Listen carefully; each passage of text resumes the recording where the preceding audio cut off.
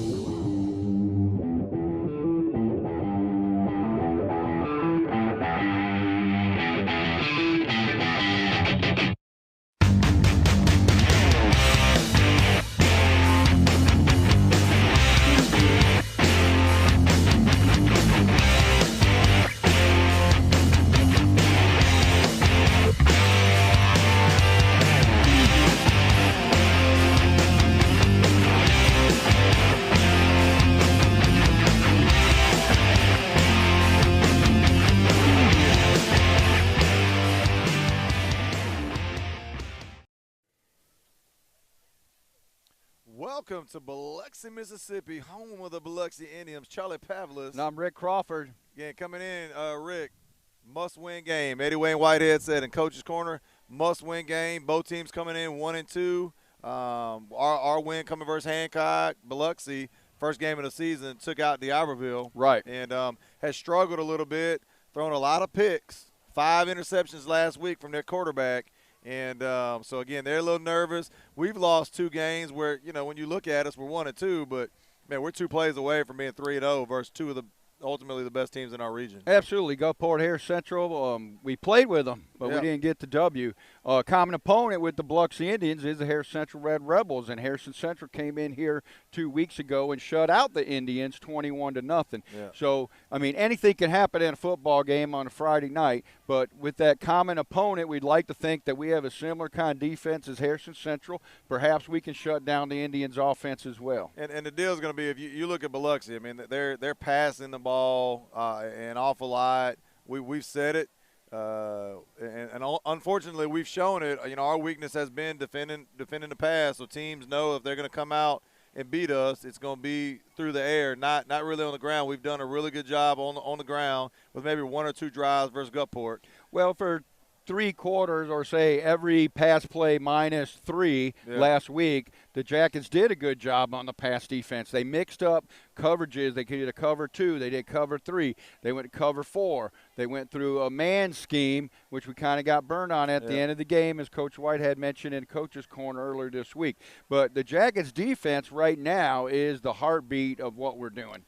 We expect the McGee brothers to get after it on the ground, but our defense is what's keeping us in ball games. Well, again, if you're looking at people passing the football, you're talking about, attacking the quarterback. Biloxi comes into this game with only 2 sacks total on the season. We're coming in with 2 guys, Jace Franklin and Kobe Evans, both with 7. Right. So, I mean, we're doing a good job, Coach Broussard and the defensive staff, getting these guys ready. We're bringing a lot of pressure off the edge. Again, we're doing a good job versus the run. A few, as you called it last week, football plays that kind of went against us. The ball bounced, it hit 2 or 3 hands and bounced there. And again, you gotta give credit to Harrison Central and Crestview and some of these teams we play where these receivers have gone up over our smaller D-backs and made plays, but it's not because we weren't there and not prepared and not ready. Absolutely, the defense is, like I just said, is a staple of what we're doing. Getting after the quarterback has been a St. Martin Yellow Jacket thing for the last 5-6 years. We've pressured the quarterback. We blitz off the edge. We mix up the blitz packages. You got Rico Moore, one outside linebacker. You got Jace Franklin as another outside linebacker. They'll blitz. They'll blitz the dogs, which is Kevin Frazier and Easton Wynn occasionally. So it really causes a lot of problems for the other team. So I'm expecting more of same from St. Martin defense. But what about our offense, Coach? Well, again, making his appearance back tonight, Landon Pankaden has been out. He I don't know exactly when he injured his shoulder, but he's a dual sport athlete, baseball and football, and it just seems like forever ago since he's been healthy. But he did come in last year and play quarterback the second half of the season and made a tremendous impact. Not a deep thrower, and I'll say tonight, if he comes in, he's going to come in at quarterback, but probably not looking for him to throw the ball past 5 or 10 yards. Well, we'll expect number 4 to run that option, which he does superbly. If our Jacket fans will recall, last year he came in as a junior, had got the start against Ocean Springs, and just gashed the Greyhounds for multiple runs because they overkeyed on him. So if 4 gets in the game tonight, they'll hope the defense will overkey on 1 or 15, and then number 4 will get his reads and get his yardage out of it. Which again, it just adds one more weapon. We're not expecting Landon to come in, and like I said, he's not going to be coming in throwing the football, but it's one more weapon that we get back. A leader, you and I talked about it. Absolutely. Landon's been a leader in the locker room even after his surgery. Yeah. He's led the team on the field multiple times at home this year, even though he wasn't dressed out. He's been involved. He stayed involved. He wants to be here. He wants to be a part of this ball club, and I'm happy that he's getting to finish his senior year in uniform. Well, again, we're healthy. Ham McGee, Jay McGee, Elijah Washington, Mekhi Abear. You throw in now Landon Pankaden. So, Milian, obviously. We've got weapons galore. Last week, I was surprised.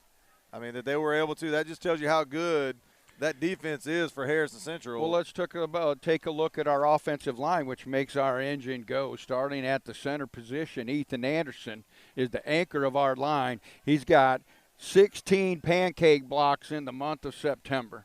The Jackets rushed for 770 yards in the month of September alone. I'm not talking August. August was somewhat warm-up games, but since region play, Ethan is a great player. He grades out well every week. Beside him, you got Devin Washington. You got help me out, Coach Dickey, right? Yeah, Dustin Lucky. We got Dustin Lucky. And then at the tackle positions, we have Norde White, a 4-star athlete. Well, there's some coaches from Mississippi State. We're at St. Martin today, I heard, talking to did I say Norday? I messed that up. Brandon Cunningham. Sorry, Brandon, when you watch this on the review. Coach Hillier was real excited about the Mississippi State football coaches coming in. Yeah, Terrell Buckley from NFL was coaching at Mississippi State now, played football at Pascagoula High School, was on campus today. A lot of folks were impressed with his professionalism. Yeah. They say he's a terrific guy, but Mississippi State checking up on their commitment. Brandon is committed. Brandon has a lot of potential at that right tackle, and he does something I've been saying all year that other O-linemen don't do. He pulls on left sweeps from the right tackle position. Yeah. And then we got our left tackle, let's not forget, Johnny Irquezo, who's been battling some I'm injury. glad you say his name tonight. I got it down. I'm going to tell you, I butchered Dustin Lucky's name. There's no way I was saying Johnny tonight. Johnny, again, I butchered it last year. But, look, Johnny's been injured, and Tarek Bryant, Easton Whitehead have been filling in. So, again, not sure where Johnny's sitting tonight. But, again, he's been in and out and injured. But I said, Easton – losing a main lineman like that off and on, and Easton, Whitehead, and like I said, Tarek Bryant filling in. But they've done defending a great job. against our Jackets, the Biloxi defense, real quick, they're led by a couple players. Number 20, Robinson is his name. Let me check his first name real quick. That's Willie Robinson playing outside linebacker. And number 33 is Tank Robinson. Tank, that's a football name. Both of those guys have more than 30 tackles on the season, but they also got a leading tackler, number 22, Kraus, with 68 tackles. So those are some of the guys we want to look at on Biloxi when St. Martin has the ball. Well, when we come back, look, the guys are about to come out. They're doing a coin flip right now. Charlie Pavlis. I'm Rick Crawford, live from Biloxi Indians Stadium. We'll be right back after a word from our sponsors. And, again, make sure you're sharing the link and make sure you get all your friends on there. We'll be back in a minute. You can drive it. We can fix it. Johnson Tire and Auto Solutions for new tires and engine repair. If you can drive it, we can fix it. The best service you can get. Johnson Tire and Auto Solutions. If you can drive it, we can fix it. St. Martin High School football is now live on Gulf Coast Sports Network's YouTube page. Subscribe now and stay up to date on all the high school football action.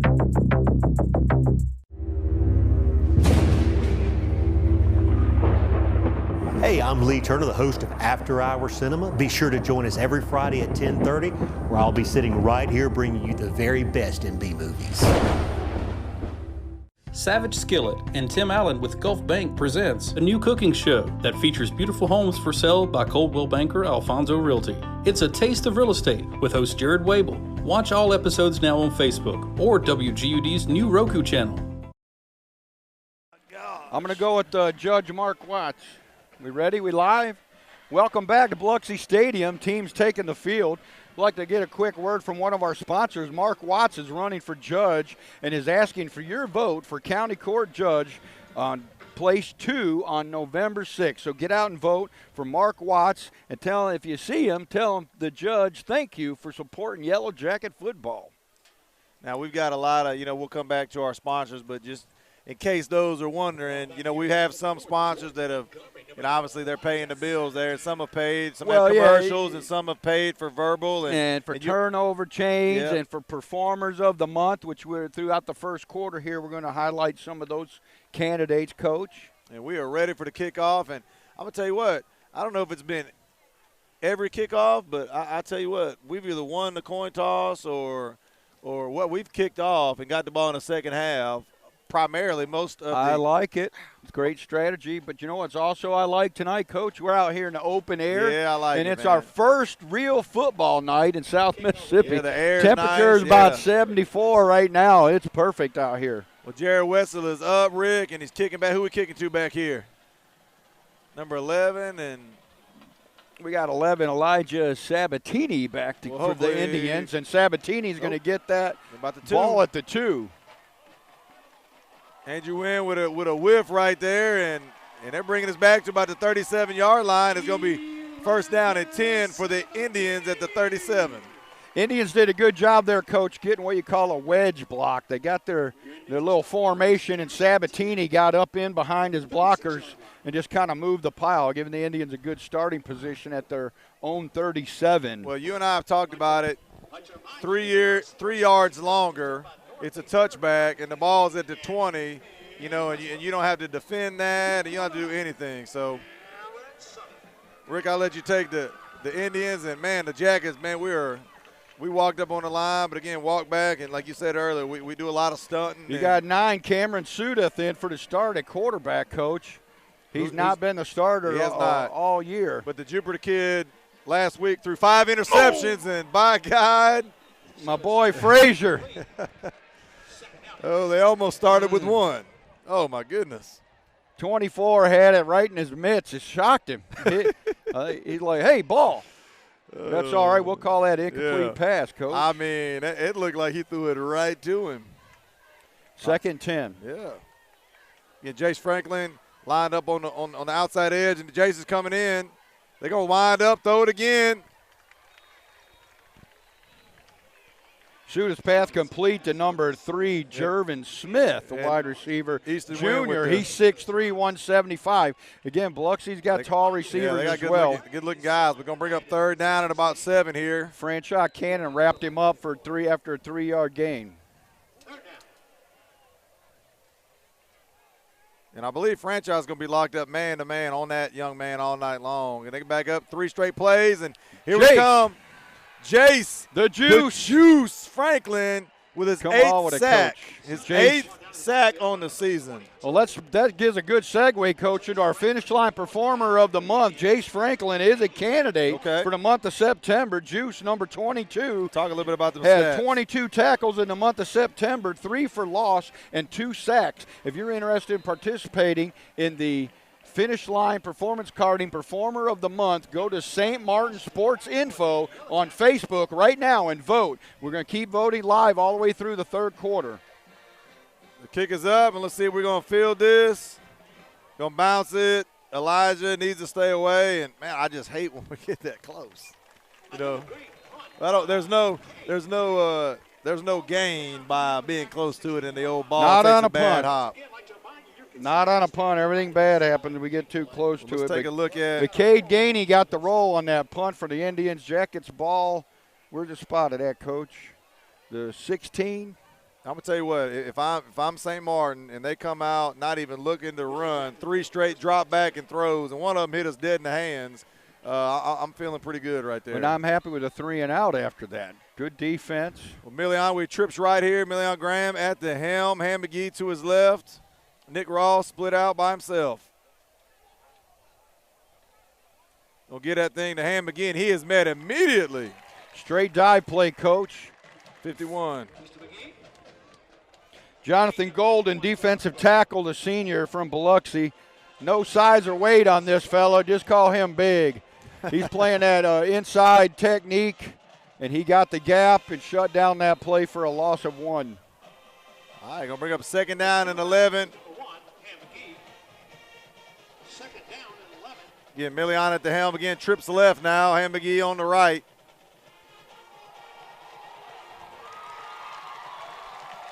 I don't know. I'm not going to call that a bad snap, but hit Milian in the hands, and it looked like he wasn't sure where the ball went.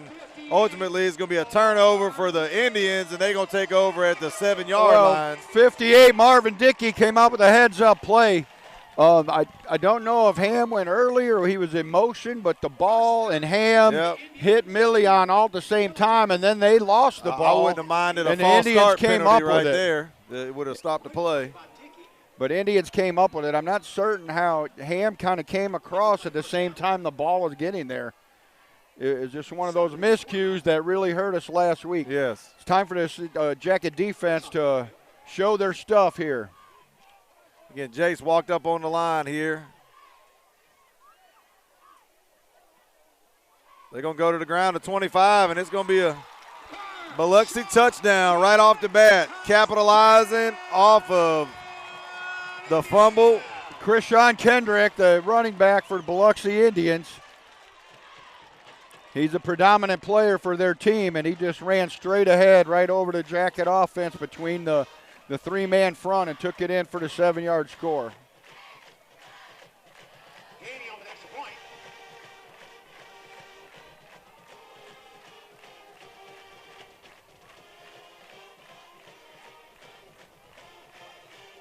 Bad snap on the play. See if we can cover him up.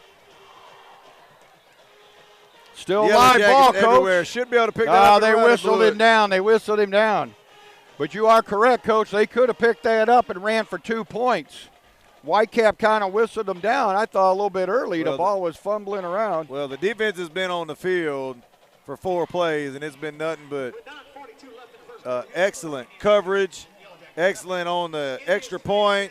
So the defense is locked in. We got to get the offense on the same page tonight. Well, we need to avoid those miscues that plagued us last week. So we're going to get the ball back here. St. Martin needs to settle down and play Yellow Jacket football. Biloxi's got to be happy with this 6-0 lead. I'm sure they're not happy with a missed extra point, a miscue of their own. But 9:42 in the first quarter, your Indians are up 6-0. That is the first I don't even know if you call that a missed extra point. I'm not sure how that scored since he didn't kick it. But leading up into that, Biloxi was 15 for 15 on extra points. And we are dealing with a kicker who has made he's 2 out of 3 on field goals on the season. So somebody that obviously has teed it up and scored some points for him. All right, Coach, back deep for the Jackets. We got Ham and Mr. Washington. Yep, Ham back there this time instead of Micaiah Abear. 9:42 left in the first quarter. 6-0 Biloxi. Little pooch kick right here, and it's going to go out of bounds. And ultimately, goes out of bounds, going to go to the 35. It's going to be a legal procedure call. It's up to the receiving team to make their choice. They're very logically going to choose take it 1st and 10 to 35. But apparently Biloxi's been watching some film. I wouldn't kick it to Elijah. Don't kick to Mr. Washington. You know, Elijah coming in on the season with people avoiding him, no less, with 330 yards on kick returns, and last week took it 90 yards to the house for our only touchdown versus Harrison Central. All right, Jay McGee in the backfield now, Coach. Emilion here, we're going to twin set.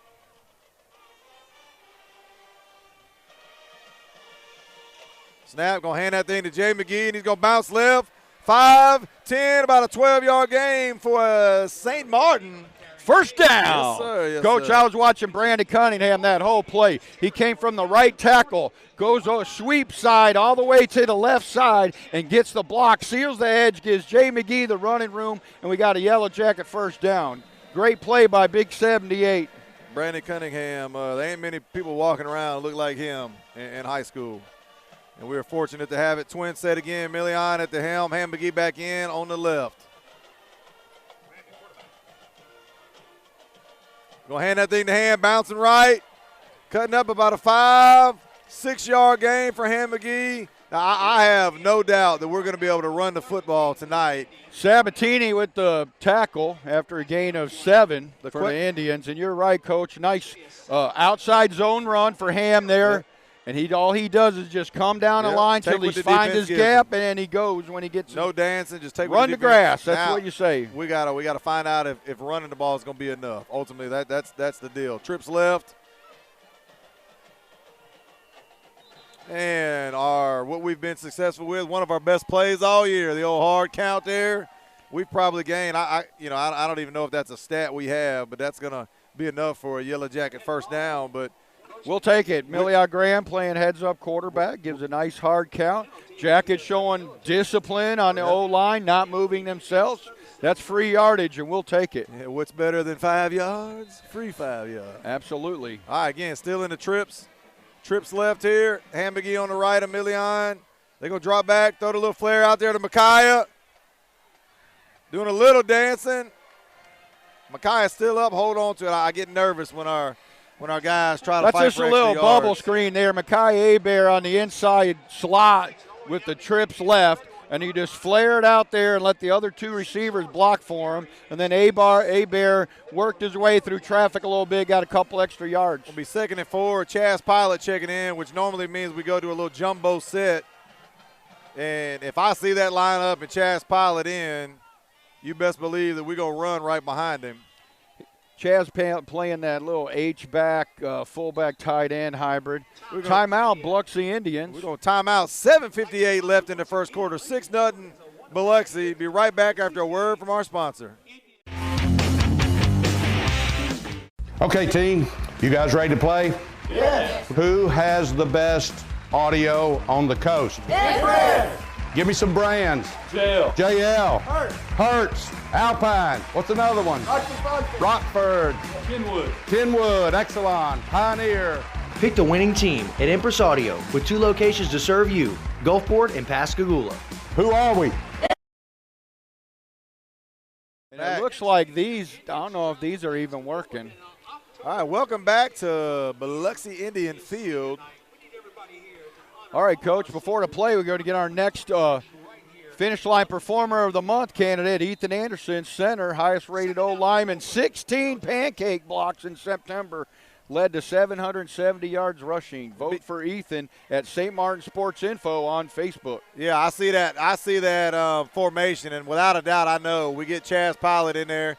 It's going to be a direct snap, and we're going to follow him. And by God, if I know it up here, the other team should know QB it. power, but they didn't stop it, Coach. No, they didn't. That's another yellow jacket. First down. Willie Robinson on the tackle, outside linebacker number 20 for the Indians. We're talking about facility stuff. It is a nice setup. I mean, I like the spacing we have up here. Again, I know the booths are nice, but I do like when we get this weather.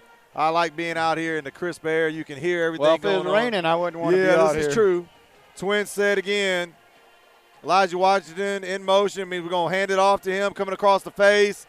Ham McGee lead blocking. Pancake block. Oh, a pancake block by Brandon Cunningham. They're going to call that a hold. Oh, my goodness. Again, just speed, outside zone read for Elijah on the outside run. I'm watching the review right now. I pray it wasn't on Brandon because that was one. Yeah, they're going to call a holding on 78. Well, he sure enough held him and right to the ground. I disagree with that call. It just looked like a pancake block, but they're not accustomed to 6'4", 300 going against, 6 foot 240. It's a big difference. Yeah, well, I'm 6'4". He's a little taller than me. Yeah, I'm not upset with Brandon on that at all. No. And the Whitecap called it from behind him, so there's no way that he could see Brandon trying to hook his pads or anything. It looked like a pancake block to me, but we got to live with it. Well, twin set, got Elijah at the slot here. Let's see if we go to the air or we stay on the ground. Micaiah Hebert coming in motion.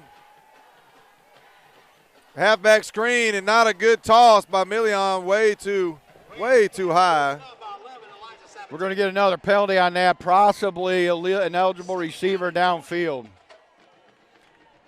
You had a double screen look on that play, Coach. The Hebert came in motion, which looked like a bubble was an option on the left side. Then we did a full halfback screen on the right side. We're going to have ineligible man downfield. Offensive linemen have to stay within 5 yards. Indians declined that, so it's going to be, second and 20. Trips left. Again, Million at the helm here.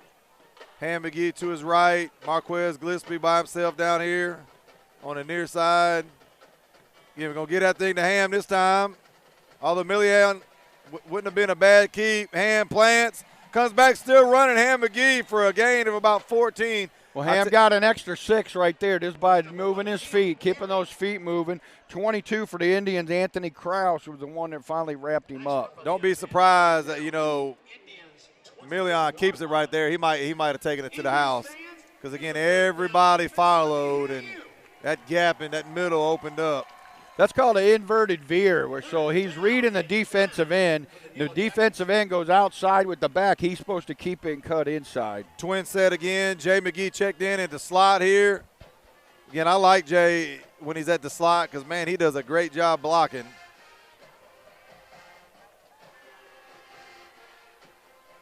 We're going direct snap, and Million's going to take it himself. Not a read. Power. Yeah, just a direct. Just a quarterback power is what we're going to call that, Coach. It's an easy play to run. Our guys against your guys. Anthony Krause with another tackle for the Indians. Well, we're going for 4th and 4. The coach is either going for it. Here comes Pilot. Yeah, so we're going. Also, jumbo. We got another lineman checking in, 75, going huge jumbo. But Ham McGee checks out, so I'm looking at direct snap to Jay McGee here. and we're going to follow the horses. Then you got Jumbo to the right there, Coach, with an extra O-lineman, 75, if you check his name for me. Tarek Bryant. Yeah, we was going helmet on helmet here. Let's see what we got. Delay game offense. Jesus. Didn't get that snap off quick enough. Now the field goal unit should come out. Here comes Wetzel. Man, how do we do that? Bringing his own ball. Yeah. Official didn't like that ball. Well, Official wouldn't let him bring his own ball. Kickers are a weird breed, man. They like their own balls. Is that Showalter? Yep, that's Gabe Showalter coming in because Wetzel's over there by the kicking tee. We are fortunate at St. Martin to have 2 kickers. 41-yard attempt for the freshman. The kick is up. It's long enough. Ooh, hit the uprights. The freshman, plenty long enough. Plenty long enough. Well, the Jackets had a good drive there, but it stalled.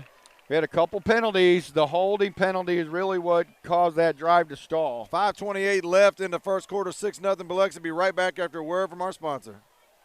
Who are we? Who are we? All right, let's go. Let's go. Hi, I'm Sharon Segalis. For 16 years, I've served as your youth court judge in Jackson County. I'm a lifelong resident of Jackson County, married for 40 years, proud mother and grandmother. As judge, I have established a detention school and a drug court, also a parent rep program, and I held the first reunification celebration in the state. I developed and implemented the Heartbeat and Fostering Future programs for foster children and helped grow our CASA program into the largest in the state. I've worked hard for you. The courtroom belongs to you. It would be my honor to continue serving the families of Jackson County as your youth court judge. Please vote for me, Sharon Willis Segalis, on November the 6th. Welcome back to Biloxi Indian Field. While you were away, you missed one play, a little RPO pass, threw it in the, threw it in the turf. Incomplete. Sudev tried to RPO, pressure by Kobe Evans. Glad he's back healthy. Yep. Second down and 10 for the Indians. And, again, Jace Franklin always looming. Again, Jace is up. He's not down in the stance. We've got everybody walked up on the ball here now, whether we stay or not. Obviously, we're stunting at them. Jace, that's going to be offsides on Jace, I believe. Yep. Caught Jace kind of leaning in there. Going to be a free 5 yards for the Yellow Jackets. That's going to cost a 5. All right, second down 5 for the Indians. Quarterback number 9, the senior, Cameron Suda, 6'1", 190 for the Indians. Really hadn't played a lot this year. Nope. Started last year. Now it looks like he's earned his position back. But the quarterback last week, had a bad week, threw 5 interceptions, and they decided they were going to go with the backup quarterback here. And, again, the second run of the game, first run was for a touchdown, 5-yard run. Second run, Jace Franklin in the backfield for another tackle for loss. Kendrick gains 2 there for the Indians. Jace Franklin now with the 1 sack earlier. His 13th tackle for loss. Okay, Jace Franklin is putting in work for us, Rick. Again, recently got an offer, his first offer from Mississippi Gulf Coast, and probably won't be his last. They're going to give it this time. And, again, Joe and Rico Moore body Joe slam Lewis down playing there. inside D-line for the Jackets. No room to run for 25. Kendrick of the Indians. 4th down, Coach. Good defense for the Yellow Jackets. Again, that's we're saying a lot of that. We need some good offense. 4:25 left in the first quarter. 6-0. Biloxi. Give a shout out, Coach, real quick for our third finish line performer of the month candidate, odd defender at linebacker Rico Moore, number 25. Had 23 tackles, 3 tackles for loss in the month of September. If you want to vote for Rico Moore, go to St. Martin Sports Info on Facebook and vote for Rico now. Nice punt, and Million Graham tried to fair catch it. That's Micaiah, Coach. Micaiah tried to fair catch it, and a good thing it bounced out of bounds, or that would have been the second turnover tonight. Well, that's another miscue, what we've been trying to avoid, but that one, it was a miscue, but it worked out in our favor. I don't know how many fans have been on the field and tried to fair catch a football that's up in the lights with the red jerseys coming down on you, red jerseys. And you're a sophomore. Yeah. I mean, I'm not going to blame him too much, but he's got a ball security's got to be an issue here if we want to come back and win this game. Yep. Again, 4:01 left first quarter, 6-0. Twins set. Again, Million Graham in the backfield. Jay McGee next to him. No, that is Jay McGee. Going to give it to Jay McGee. Going to bounce it for about a 5-yard gain. Jackets getting success off that left side, Coach. Good hard running by the backs, and we're getting a good push against that left defensive end. Now, we haven't done we haven't gotten the ball to Ham or Jay or Elijah very much when they've been in the slot out here on the edge. But we got trips. We're trips right out here. And you're talking about Ham McGee and Elijah spread out right. Jay McGee in the backfield with Million. So we're going to give there with them blocking. Jay McGee finds a hole, cuts it left. He's got room if he can elude the big fella to the 40. Smart running by Jay. He didn't try to get too much, got the first down, got out of bounds at the 40, and the cutback lanes were there. Yep. Coach, that's just what we were talking about a minute ago. That was an outside zone play, but the inside opened up, so Jay just cuts through the hole and runs the grass. So, again, we're having success running. Take away a penalty, a hold, and stay penalty-free, and we got a chance to put I think if we notice, we're getting a lot of success when we go trips to one side or the other. Yep.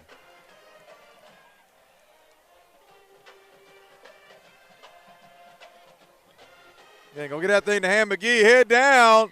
Busting, folks, for a gain of 14 for another yellow jacket. First down. Yes, sir.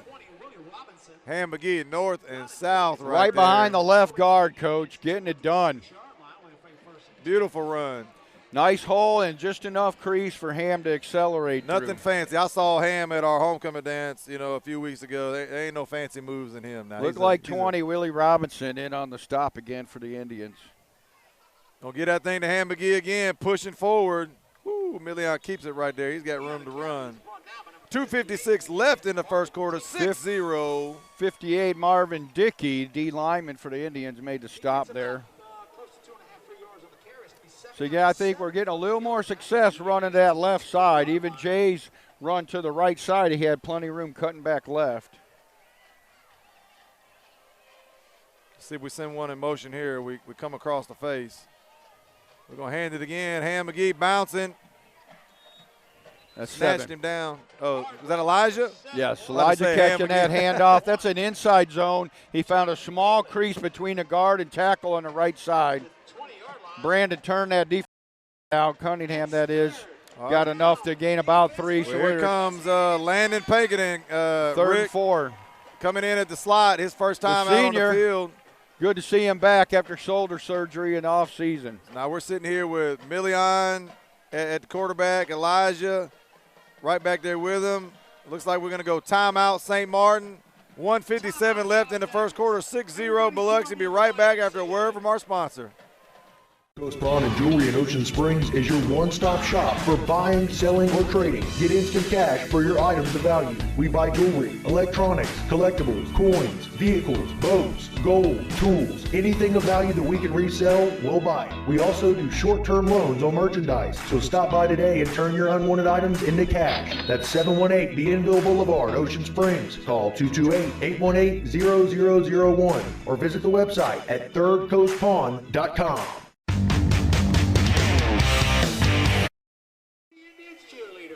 Welcome back to Biloxi Indians Stadium. 1:57 left in the first quarter, 6-0 Biloxi, and a big third down right here. Third and about 4. And let's see what we got back here. Again, we're going again. When we go to this lineup, Chaz Pilot's checked in. Brandon Cunningham is moved over to the left side. We're going to go direct snap right here to Million. Yeah, you got a power left. Yeah. Direct Chaz snap. Playing the H-back. And we're just going to follow behind the hat blockers. On a hat. Million's got an edge. Follows. Little stiff arm, but enough for another yellow jacket. First down. It ain't, again, it's not fancy. Durbin Smith with the tackle for the Indians. Go on with it, Coach.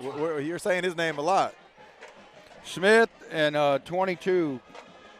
But, hey, that's right, man. QB power. Yeah. We line up. Brandon Cunningham we know moving back to the right. They know what they're going to do, but you still got to stop it. Yep. Brandon Cunningham moving back to the right, and we're in the same formation coming back right. Call that a power formation. This is like the old I formation, except the quarterback is back as a runner.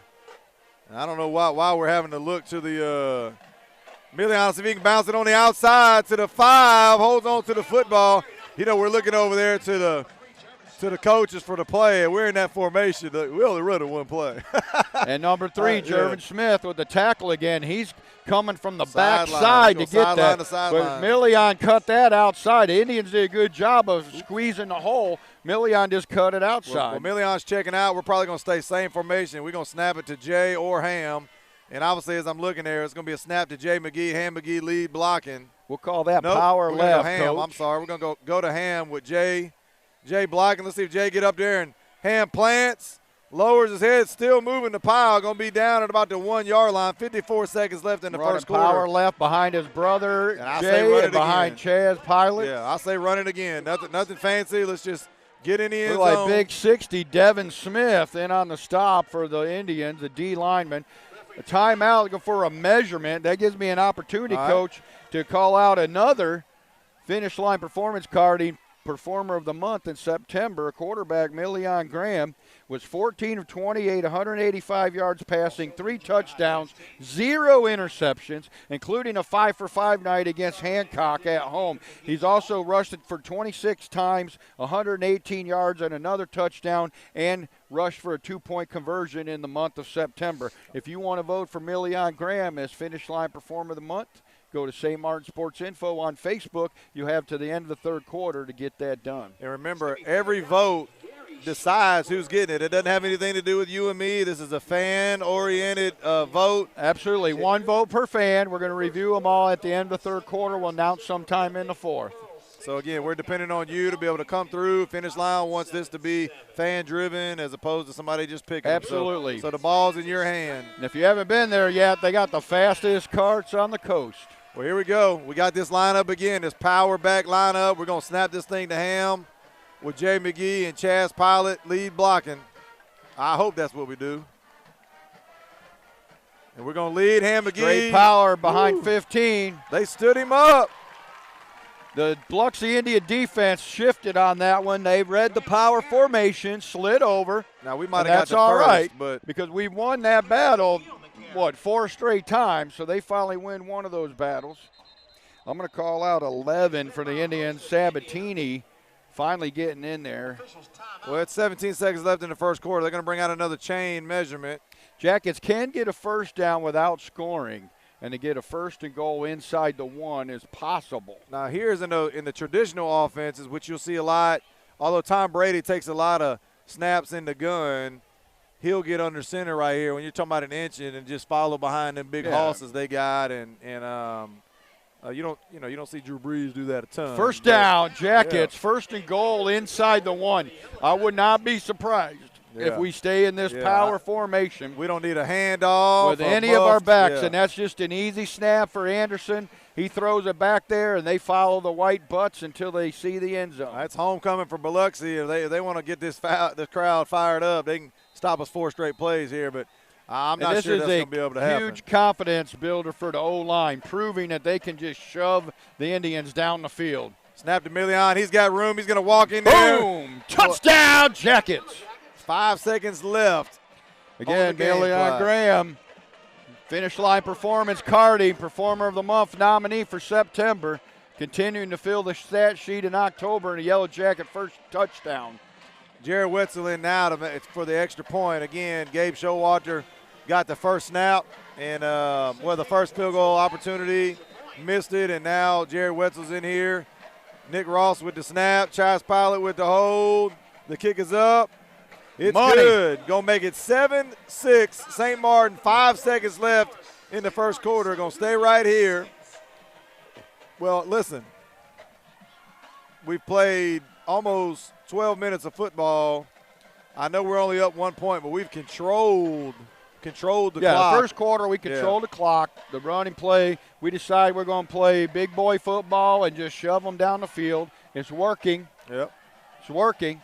Our only miscue is with the fumble earlier that caused the Indians that short field, 7-yard, 1-play drive. But we got a 7-6 ball game, and now the Jacket defense gets to stand up and see what they can do against the Indians. Which, again, barring one of those bad plays, I mean, we've looked, which we haven't had one yet. Again, I'm not calling for one, but we've been pretty dominant. Well, our defense, we had 2 3 and out so far. Offense put them in a bind there, fumbling inside the 5. You got 11 Sabatini back for the Indians, and the near side, I can't get Jordan his jersey. Montgomery, number 4. See if we can put this thing in the end zone. It's going to be short. It's going to be Jordan Montgomery right there, two-sport athlete taking it from the 2. Again, pulling us back. Jordan still up, still running to the 40-yard line. Well, that's a big effort by Montgomery there. The Jackets kind of had him all wrapped up in his waist and his shoulder pads. Somebody, when there's more than one of them, just held on someone's got to get down low and just wrap his knees, and he'll come down. But, hey, Wetzel, the kicker, give him credit for the tackle. Well, we've got 2 kickoffs on the on the night. Both of them have been brought back to about the 40-yard line. Let's go ahead and touch those sponsors up again, Rick. All right, welcome to the second quarter. So we got Mark Watts is running for judge and is asking for your vote for County Court Judge Place 2 on November 6th. So place your vote for Mark Watts. While we got time, thank you for supporting Yellow Jacket football. Now let's get into our title sponsor, Hires Construction Company. Halftime sponsor, Emphas Audio. Player of the Week sponsor, Smoothie King and Sicily's. Sharon Segalis for Youth Court Judge. Also with the Players of the Week, we also have Smokehouse Bayou Barbecue Jerky. Third Coast Pawn and Jewelry, thank you for sponsoring Yellow Jacket football. Jennifer Sequel Harris for Youth Court Judge. Solar Control, Melanie Adams with Caldwell Banker Smith Homes. Prada Home Healthcare, Johnson Tires, longtime supporter of the Jackets. The committee to elect Mark Maples, the committee to elect Stacy Zorn, Troy Ross, and the Jackson County Board of Supervisors. We want to thank all of our sponsors for supporting Yellow Jacket football. And I want to thank Rick for calling that out because that takes my breath away every time we do it. We're going to take a shot here. Franchise Cannon, again, got his hand on it, disrupted the ball enough. Good no call by the back judge there. Franchise playing a deep zone, coach. And he just had the man and the ball, and then he established his position. He had the right to the ball. Yep. Great play. Well, that ain't going to be the last. That's not going to be the last time they're going to take a shot because one's their guy. Well, and he's 6'3", about 180. Franchise not. Yeah. But that's all right. They said Terrell Buckley was on campus today, and he's not that tall either, but he played corner in the NFL. They're going to keep it. They're going on the stop and go, and this man is wide open. Play action rollout. Let's see if we can come up with the tackle. Easton Wynn coming from the backside. That's big 42. Marcus Dickey came from the tight end position on the left side. They did play action to the left. Quarterback rolls right and finds Dickey wide open. Dickey with only his 2nd reception on the season. So not somebody that's on the blackboard. Well, it's a difficult play for the defense because they're selling out for the run, and then they're covering the outside receivers, but the tight end just leaks across the field, comes wide open between the zones. You got to have time to make a play like that, and ultimately the Biloxi lineman gave him a minute, gave him enough time. Jace Franklin in the backfield, pulling him backwards. 11:25 left in the second quarter, 7-6 St. Martin. 26, Elijah Asias, the running back for the Indians on that play. 25-26 will rotate in and out for the Indians. Time for a goal line stand for the Yellow Jackets after giving up the big play.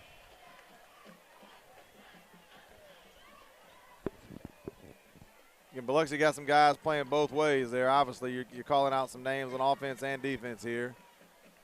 They're going to throw the fade here with Franchot. Incomplete, out of bounds a call. Franchot with good defense. I'm going to look at the replay over here, and we'll take it. But, man, that was close. Third down. Looks like that foot was on white to me, and I'll take it. Good call by the Zebra is what we'll say. Best call I see. Good coverage by Franchot. But once again, these big receivers. Offenses are trying to throw to their 6'3" receivers against our shorter corners. Franchot holding his own tonight. 3rd and goal. Here we go.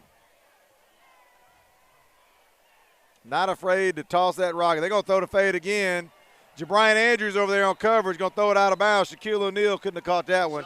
No, it was just a bad throw. No one home. Should have missed the throw. And that was a 3rd down play. It looks like the Indians field goal team coming in. All right, and again, they're coming in, and on the season, they're 2 for 3 with the longest being 42 yards. Well, this one's only going to be 25 on the right hash.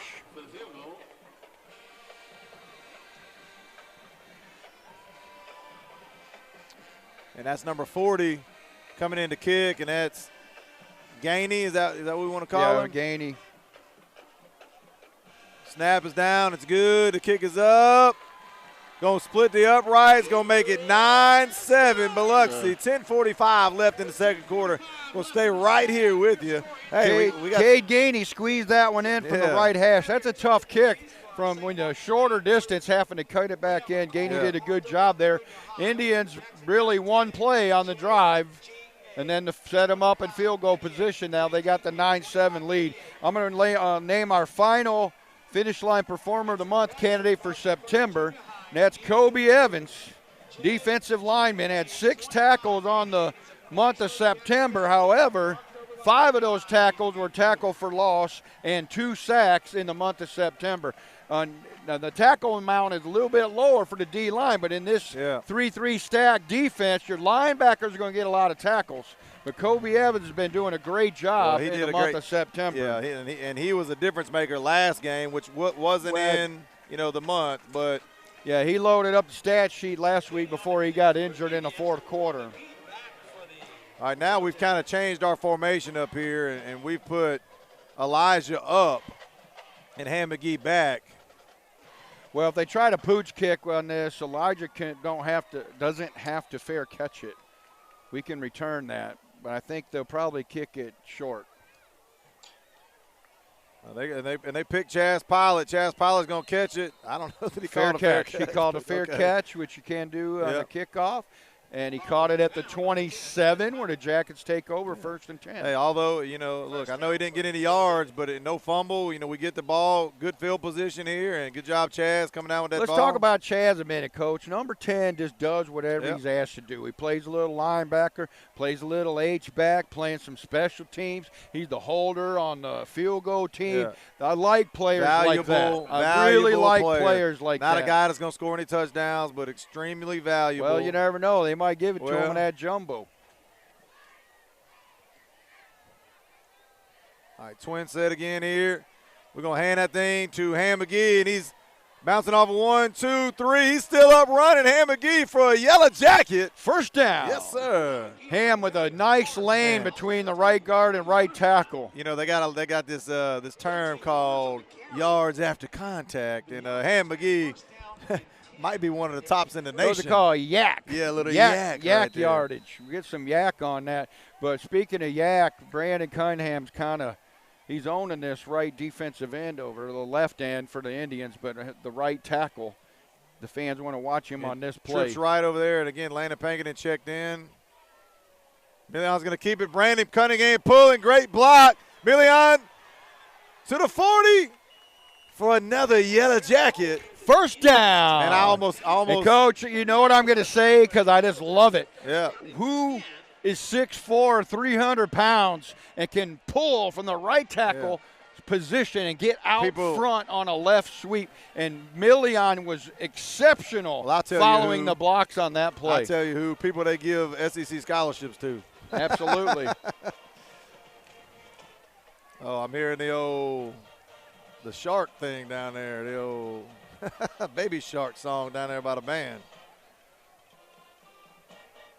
We're going to throw it out there again to Elijah Washington. I love it. He's got a seam. It's going to be the first Ric Flair of the night. Whoa! Touchdown, Elijah Washington. Bubble screen, great call.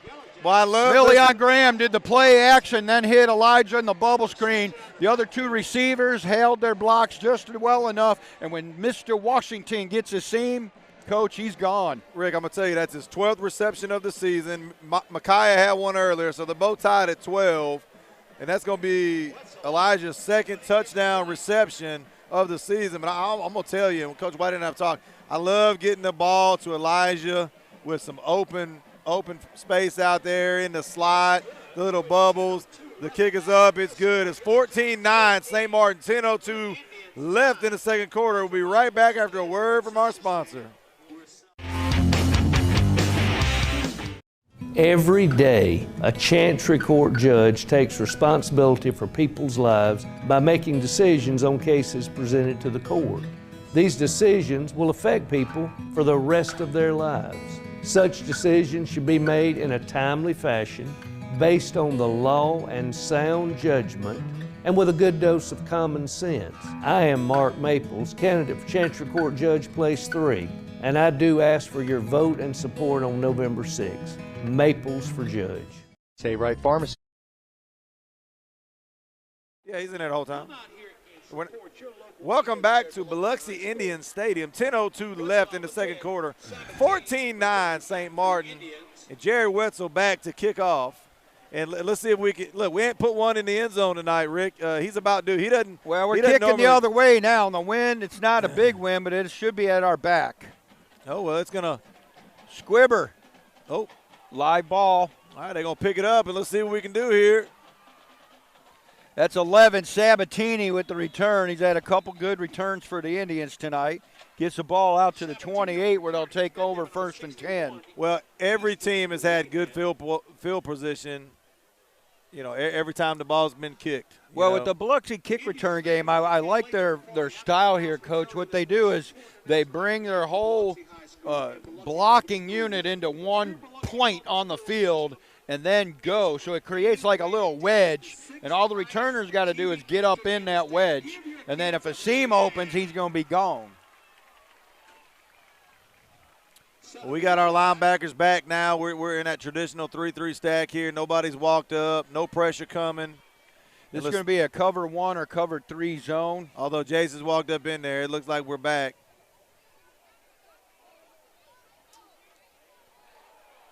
Joe Lewis was early, mixed up on the play, and he's going to get sandwiched. Yeah.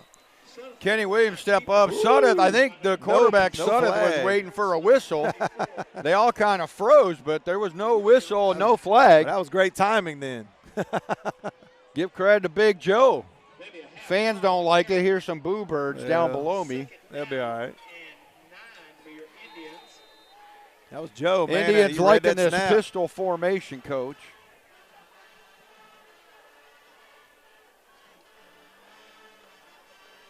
Kenny moving Joe over a little bit there. Again, 9:18 left in the second quarter. 2nd down and 9. They're going to fake it. They're going to look outside. They got a man open. Woo! Kevin Ferguson with the smoke hit right there. I was calling him Frazier earlier. Yeah, I apologize for that. Somebody should have corrected me. Kevin Ferguson with the good hit. What Biloxi did with a good that was a good route. Play call there. DeJour Brown with the catch from Sudeth. Jackets were in a cover 3. They just throw the ball underneath them in the shallow zone. But Ferguson did his job and made the tackle after the catch.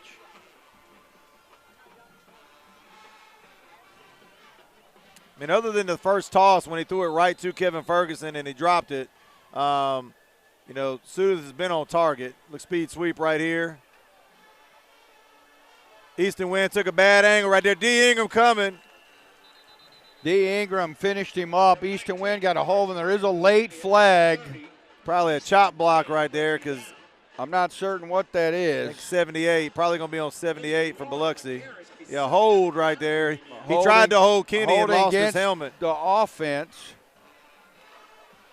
Going to back him up 10 yards here. Going to make it 2nd down. Oh, yeah, that's 20. A spot foul. You're going to go back him up from the spot. It'll remain 1st down, though. Oh, first. I'm sorry. It'll be 1st down. Easton Wynn played that play very well. And you just mentioned a minute ago, like 2 plays ago, Kenny Williams setting his D line. Yeah. Kenny Williams is a premier high school middle linebacker. Not only is he a tackling machine, but his responsibility is everything in between the 2 defensive ends. He owns that part of the field. He keeps asking me, Coach, when football's over, can I come out and be a manager? I'm afraid he might try to tackle somebody in practice. Nah, let him come out, Coach. He's a senior. Let him have a good time with whatever he wants to do his senior year. And I'm sure he's great in the locker room. He's a great young man. I'm a Kenny Williams fan for sure. All right, 8:50 left in the second quarter, 14-9. St. Martin in the lead. They're going to fake it. They're going to rear back. Blitz He's running out of room. baby. Rico Moore to him, and a host of Yellow Jackets for another tackle for loss and another sack. Rico Moore with his, well, he's got 2.5 sacks coming in, so now that's his make it 3. 3.5 sacks. But, yeah, he blitzed from his outside linebacker position, bringing that pressure. 14-9. Rico, another September Performer of the Month candidate. Get out there, fans, on Facebook at the St. Martin Sports Info. If you're not following that page yet, you need to, because it's not just a football page. It has everything to do with all St. Martin sports. Second down and 25. Trips right there for Biloxi. Let's see what we can come up with. They're going to throw the quick bubble out here. They got a little room. D. Ingram. Last guy to him there is Kenny Williams. That's a long way to run for Kenny. Suda finds his 6'3 wide receiver, number 1, Chad O'Neal, on a screen play, wide receiver screen. Going to bring up third down and 10. They're back to the original line of scrimmage or close to it. So third and 10, third and 11, 7:36 left in the second quarter. 14-9 St. Martin. Let's see if we bring a little pressure here. We stay back. 6'3 wide receivers. Kenny Williams coming up the middle. Busting back. Oh, goodness. Suda finds O'Neal. Man, Easton win right there. Head turns around. Easton had the under zone, and he kept the guy in front of him, which he's supposed to do. But he just went to the sticks. That was a good toss. That stick route, Coach. Just get to the stick and then catch the ball. That was a good throw and catch. Well, I'm impressed tonight by number 9, Cameron Suda, the quarterback for the Indians. Based on what I'm seeing right now, not certain why he hasn't been playing all year. I don't either. Jackets have been getting pressure, but he's not shaking. No way. He's a senior, Rick, and you know that. There's another handoff right there, and Jace Franklin with the big hit and the flip. That's 25 Kendrick on the carry, just straight dive play. Jace filled the hole like he's supposed to. Gain of 3. Second down, 7.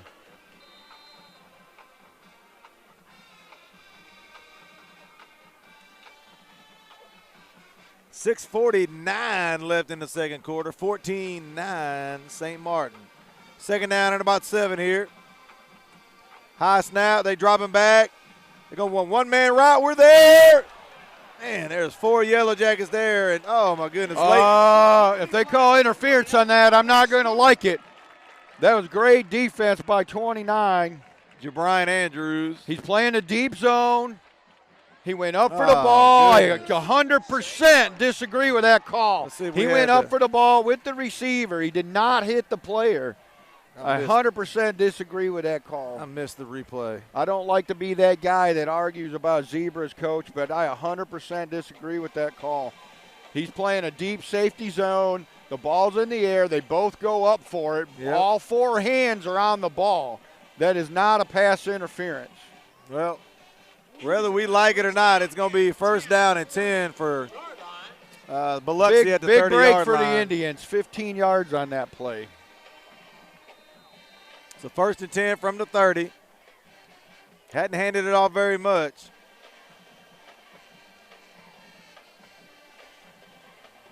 They're going to roll out again. They're going to run that little stop route. And good route, good toss. Good defense as well. Chad O'Neal, the 6'3 receiver.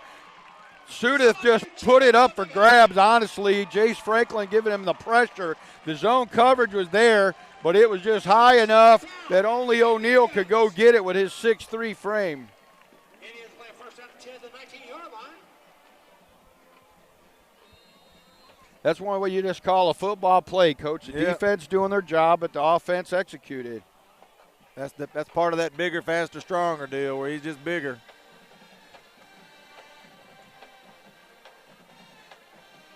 They're going to give it this time and going to run right into Kobe Evans. Number 26, Sias, the ball carrier for the Indians.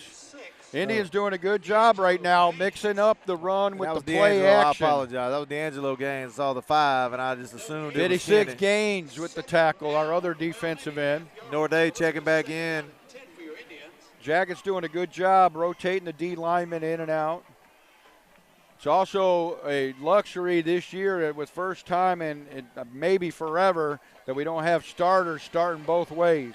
There's a gap in between Joe Lewis and D'Angelo Gaines right there. I will say that. I doubt they're going to hand it. They do hand it off, and there's a gap. And, well, I called it before. I mean, there was a huge gap. He's going to bring it down to about the 1 yard line. Yeah, Rick, that was 25. Kendrick, the ball carrier. You and me might have been able to get through that hole. Well, what they're doing, they're sneaking the nose tackle over to the left and daring them to run it to their left. I mean, and Kenny Williams is making that hole there on purpose because he wants them to run right there. But the Indians didn't bite on the bait, and they had what was called a power run to the right side. Big gainer. First and goal here. We're looking for a bad snap if you're a Yellow Jacket fan. And they got a high one, but ultimately it's going to be a no touchdown. Flag. 22, Anthony Kraus, who's normally plays middle linebacker. He's a little bit bigger back. Comes in and punches it in for the Indians. Well, that's going to make it 15-14 Biloxi. 5:13 left in the second quarter, and on for the extra point attempt. Here's where you get in them situations, Rick, early. Do you go for two to make it a 3-point game? And a lot of people are going to say no this early in the game. But the kick is up. It's good. Going to be 16-14. Biloxi Indians with the lead. 5:13 left in the second quarter. Homecoming night for Biloxi. And we're staying here, right, Coach? Yes, sir. We're staying. All right, so 5:13 left in the second. We got a barn burner. It's getting that way. Got a barn burner, 16-14. The team's going back and forth. Think of like back in the old days of boxing, little Tommy Hearns, Ray Leonard, throwing some jabs, That's real boxing, not that stuff we watching today. I'm a little bit old. We calling out those guys, but yeah, that's what we're seeing here. This team's going back and forth, and it's a good ball game. But somewhere the adjustment's got to be made by one team or the other to seal the deal. Or we may just go back and forth like this, and the last team with the ball wins. We'll see. Biloxi 26, Gulfport 14. I'll say that again. Biloxi 26, Gulfport 14. Biloxi 48, Pascagoula 14. Biloxi 7, Laurel nothing. And Biloxi went undefeated 41-13. Your Big 8 champions. Give them a hand there in the house. I'll give you the championship score. They're calling out some Hall of Fame or Biloxi alumni team. I didn't catch what year that was. That was the Big 8. The old Big 8. And that's Chad Pilot again. And coughed it up. Looks like Easton Wynn. Smart play, jumped on it. We might tell Chaz, he is a great guy catching it. Let's get on the ground there. Well, Chaz chose not to fair catch it and went for the run. And, I mean, I honestly don't blame them, but they put a hat on it and it popped out. Well, we got enough. We've got enough skill guys as an adjustment at halftime. If we know that's what they're going to do, we got enough skill guys to throw up there on the line and throw Ham and those guys in the back. Well, that's a heads-up play by 10. I don't. Yeah. Well, I'm talking about if they can just going to kick it there because you break one tackle there and you're going to take it to the house. Trips left over here. Again, going to get that thing to Ham McGee. He's going to follow a block, bounce outside right. Ham McGee to the 40, the 35, the 30, the 25, the 20. Let's see if he's got the angle. Touchdown, St. Martin. Great run, Ham McGee. That play was supposed to be a left inside zone read. It was blocked up, and he ran bounced about it back yards. to the right, and then he saw grass, and he cut it back to the left all the way across the field. I wasn't sure about that Yellow Jacket first down. I wasn't sure about that last second block that was thrown in there. The referees can't hear us, but I don't know if you can hear my sound on there, they Coach. Can't hear it, but we'll take it. Don't say nothing. We'll take it. That's the time you look at your guy and say, man, why'd you, we don't need that. I was about to lose my junk if that happened, but, hey, we'll take it. The kick is up. It's good. Touchdown, St. Martin, 21-16, Yellow Jackets. And that's how we answer. 4:53 left in the second quarter. Charlie Pavlis and Rick Crawford will be right back after a word from our sponsor. friendly neighborhood pharmacy that has proudly been serving the St. Martin community since 2001. Stop and Save Right and receive personal attention from an educated and friendly staff. Save Right isn't just a pharmacy. They have gifts, healthcare items, cards, and much more. They also have bill pay, money orders, and a free blood pressure machine. Save Right's convenient drive-thru makes getting your prescriptions easy. And don't forget, you can drop off prescriptions before or after hours. So for all your pharmaceutical needs and more, remember, save time, save money, save right. At ProduCare, we understand that peace of mind is everything. We give families the opportunity to remain safe and independent in their own homes while receiving the elder care they need. We're available for you and your family 24 hours a day, 7 days a week. Hi, I'm Jamie Wynn with Prada Home Care. We are pleased to provide our services to individuals along the Gulf Coast and surrounding communities. Give us a call today. Prada Home Care. Call today for a free consultation. 228-355-9971.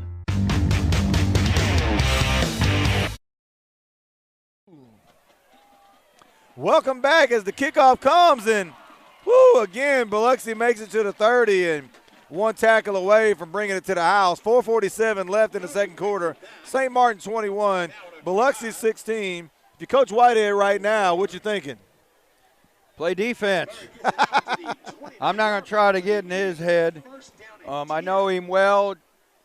He wants to pressure the quarterback, but Coach Broussard, our defensive coordinator, is trying to talk him out of going straight man. So we've been doing well with the zone coverage. Like I said, I disagree with that pass interference. The zone did its job. I do as well. So that's just a football play. Jackets showing cover 3 here. They're going to go out. Jabrian Andrews doesn't even see him. Jabrian was turned the wrong way. But goes in the stat book as an incomplete pass. It does. That's a cover 3 look, Coach. What happens is both corners just go straight back in the deep zone, and your safety is playing center field. Oh, goodness. So to win a go route against that, what is this call? Man, they called roughing the passer. We followed the ball. And I followed the ball on that because I wanted to see what the deep coming zone off, was doing. so I'm assuming maybe it was Norday. I'm not sure. And I see the coaches talking to Norday over there. So hit him after the ball was gone, and they're going to get that that call. Take their word for it. But the cover 3 zone worked there. They're going to give it this time up the middle, and he's got a little bit of room, and that's Rico Moore. 25 for the Indians. Franchise goes carry. flying That's backwards. Kendrick. Indians running a counter play. The power is formations to the left, and then everybody's coming back to the right. Big gain of 8 yards there. Look at 6 yards. 6 yard second gain there. and 4. 4:18 left in the second quarter. Again, remember, we kicked off. We're getting the ball back. We need to get a stop here, possibly another possession before the end of the half. High snap there, bobbled ball. Jason Easton Wynn back there for a tackle for loss. As we Third down. mentioned in the pregame, Coach, the Jackets will blitz those dogs, Ferguson and Easton Wynn, on occasion also on that one. Easton Wynn was sold out on a run-stop blitz right there. Good play. Yeah, third down and 5 now. 3:43 left in the Indian half. steady feed in number 25, Krishan. And here you go. Kendrick. Elijah Washington checking in for Jabrian Andrews.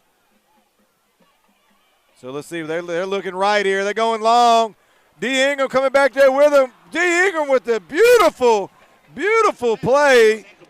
That's how you play free safety, Coach. Yes, Again, sir. cover 3 zone. D. Ingram playing center field. Both corners going deep. And I'm not sure if D. Ingram wasn't D there. just broke on the ball and went up after the ball. Great defense. I don't know if D's not there. Because it was coming right to the hand. Well, there. that's the point of the cover 3 zone. Once the ball's in the air, you got 3 deep zones, and they all just break on the ball. Yeah. And then the underneath guys are doing what they're doing. Well, I like the play from D. Ingram there. And, again, 21-16, 4th down and 5. Well, and I don't want to say it too loud because the OC is, right next to me. But when you see that cover 3 look, if that receiver breaks that go route off, he's going to be wide open underneath. Well, they were going for They're trying to go gusto for the home there. run. And that plays right into your defense. But what can be confusing as a quarterback is way they line up, it looks like their corners are in man. Yep. But actually they're not. They're in a cover 3 zone. Well, it looks like, that's, it's 4th down and they're gonna punt. And if I'm my guys, I'm making sure we don't jump here. I'm not even going for the ball. Well, we can set up a return. You got Micaiah Hebert deep right, Elijah Washington deep left. No jumping off sides here, boys. Snap is up. Kick is off. Looks like we're just going to stay away. Well, that's Elijah. Goodness gracious. What in the world?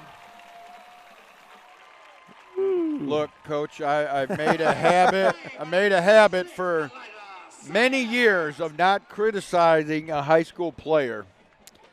But Elijah is a senior inside the 10, and I watch a lot of college ball too, and I go to college games, and I still see college athletes doing that same thing.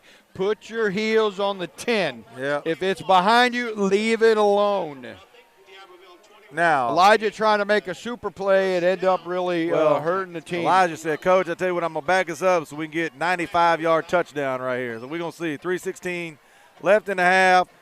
Going to hand that thing to Jay McGee, and he's going to get about 1 or 2.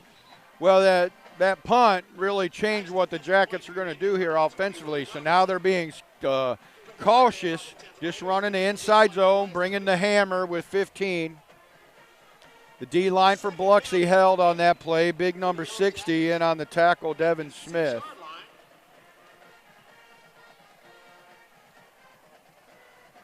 Million's going to keep it this time. Spins back, not going to go anywhere. Let's see if Biloxi calls timeout or if they. Well, that's 60 Smith again. Million kept, and Smith stayed home, and there's your result.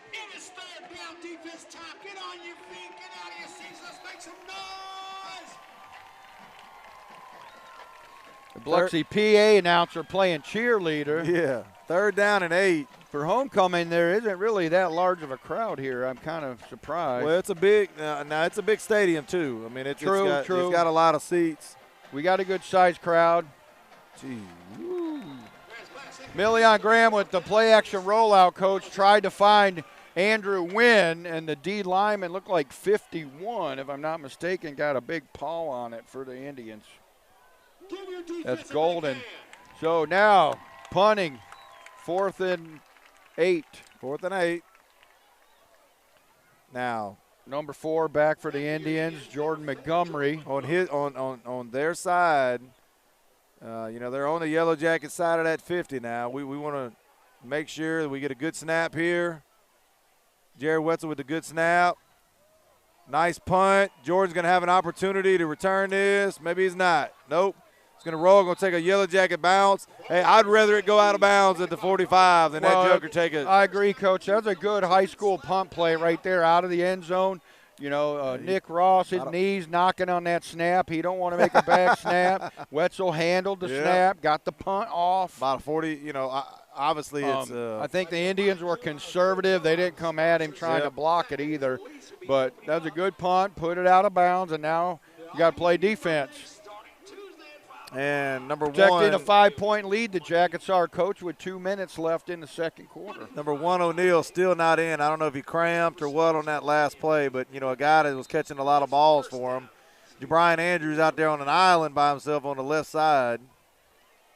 And I expect them to take 2 or 3 shots right here. They're going to give it this time. And Indians be showing conservative inside zone. Kenny Williams darts through there and gets a tackle for loss. Going back to Kendrick 1. on the run. Like we said a moment ago, Coach, Kenny Williams owns inside the tackle boxes. 1:40 left in the second quarter, 21-16, St. Martin. Ticking.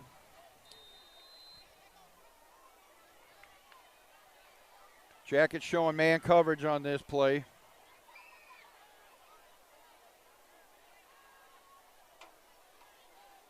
They're going to throw the quick little route out there, and Rico Moore comes over and blasts him for about a 4. Judith finds receiver Mondre Stewart, number 13. That's on a quick wide receiver screen. Yep. That's a safe pass play for the offense.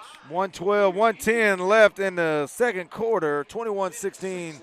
Jackets D did look a little confused on the pre-snap because they had like kind of a stack over there. And we were showing man at first, and then they switched back to a zone. Well, I can promise you they're taking a shot right here. We're in a cover 3 zone again with Ingram in the deep center field. They're going to throw to that pylon. Nope, they're going to throw out here to the wing. That looks like a hold to me. Franchise not outside. D. Ingram pushes him. That might not. Ooh, man, I tell you what. That was a good play call, Coach, for the Indians. They showed deep routes on the left side, and at the last minute, Sudeth comes back and hits a bubble screen on the right side. And Franchise got pinned on the inside there. And then he found his back on that, which was 25. Kendrick coming out of the backfield. But I agree, it's close to holding on those receivers. If you're an Indian fan, it was they a held great those block. blocks for quite a long time. If you was an Indian fan, it's a great block. If you're a Yellow Jacket fan, it looked like a hold. 36 seconds left in the second quarter. High snap again. Kendrick with the left side carry for the Indians. Timeout. Timeout Biloxi. 30 seconds left in the half. 21-16. Going to stay right here. All right, Coach, we're almost at halftime. The Jackets D's been out there most of the second quarter because we scored quickly on the big Ham McGee run. Yep. They need to suck some air right here and D up for 30 seconds and keep them out of the end zone. And you still go in the locker room with a 21-19 lead. Well, they get the, we get the ball back. They've had at least 4 or 5 high snaps here. If you're a Yellow Jacket fan, you're just hoping that one of these balls gets a 2 or 3 inches higher, snaps over the head. And well, we could also, I don't want to play the prediction game, but earlier in the night, in the first quarter, I guess it was early in the second quarter, the Indians threw a couple fade routes to the corners, challenging their 6'3 receivers, challenging our shorter corners. They didn't score on those plays. We held them to a field goal. With not much time remaining in the half, I wouldn't be surprised if the Indians don't go to some kind of fade to the corner route. It's second down and about 6, second down and goal from the 6. Biloxi with 1 timeout left, 30 seconds left in the half. Roll out, little flood right. Interception, Easton Wynn, the big play we needed, we got. Easton Wynn with a Bishop Insurance turnover, co-sponsored by Fayard's Marathon. And there's the Easton belt. Wynn comes up huge. And there's the belt over there. Easton's going to grab it. I hadn't got a chance to I haven't take seen a look it. at I don't know if the camera can zoom in on that turnover belt, sponsored by Bishop Insurance. Anytime a Jacket player gets that turnover, they get to carry that belt around until the next turnover happens. And going to get a fresh po' boy from Fayard's Marathon. I'll take one of those about right now. Well, I would too. Dressed in dress, my man. 23 seconds. Let's see what we do. Looks like we're going to take the knee. That's Ham what I would McGee do. under center. Unless we run the old Dan Marino. No doubt. No. Taking a knee, Million Graham. Easton Wynn If seals I'm Biloxi, the deal. I'll burn a timeout right here and make a snap it again. But both teams are going to be satisfied with this. Jackets going in at halftime, 21-16, Coach. All right, as the play clock's winding down, Charlie Pavlis. And I'm Rick Crawford, live from Biloxi. And we'll be right back with the halftime show.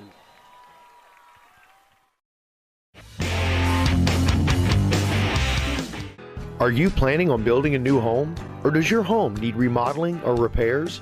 No matter the size of the project, Hires Construction has the capability to build high-quality properties from start to finish, while controlling the cost, quality, and timing. So for your next project, choose Hires Construction.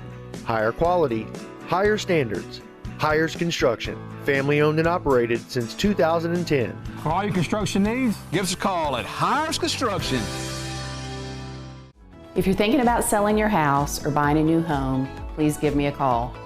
The highest compliment I can receive is a referral from a satisfied customer. Melanie Adams would like to wish the St. Martin Yellow Jackets the best of luck this football season. Go Jackets! It's another hot summer, but don't sweat it. We have the solution, only available at Solar Control. We have the highest heat-reducing window film on the market. Introducing 3M Crystalline, which will reject 97% of the infrared heat, keeping you and your family cool and comfortable year-round. Crystalline blocks 99.9% of damaging UV rays. It also comes with a 3M nationwide lifetime warranty. Call us today for a free estimate. Solar Control, family-owned and operated for over 40 years. Solar Control, your only local authorized 3M dealer.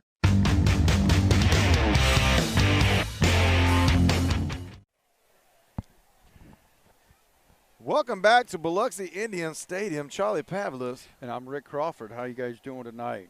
All right, Rick, 21-16. I like being up at the half. Had a few miscues here or there. The score could be better, could be a little worse. Some really good defensive plays from D. Ingram there, saving possibly 2 touchdowns.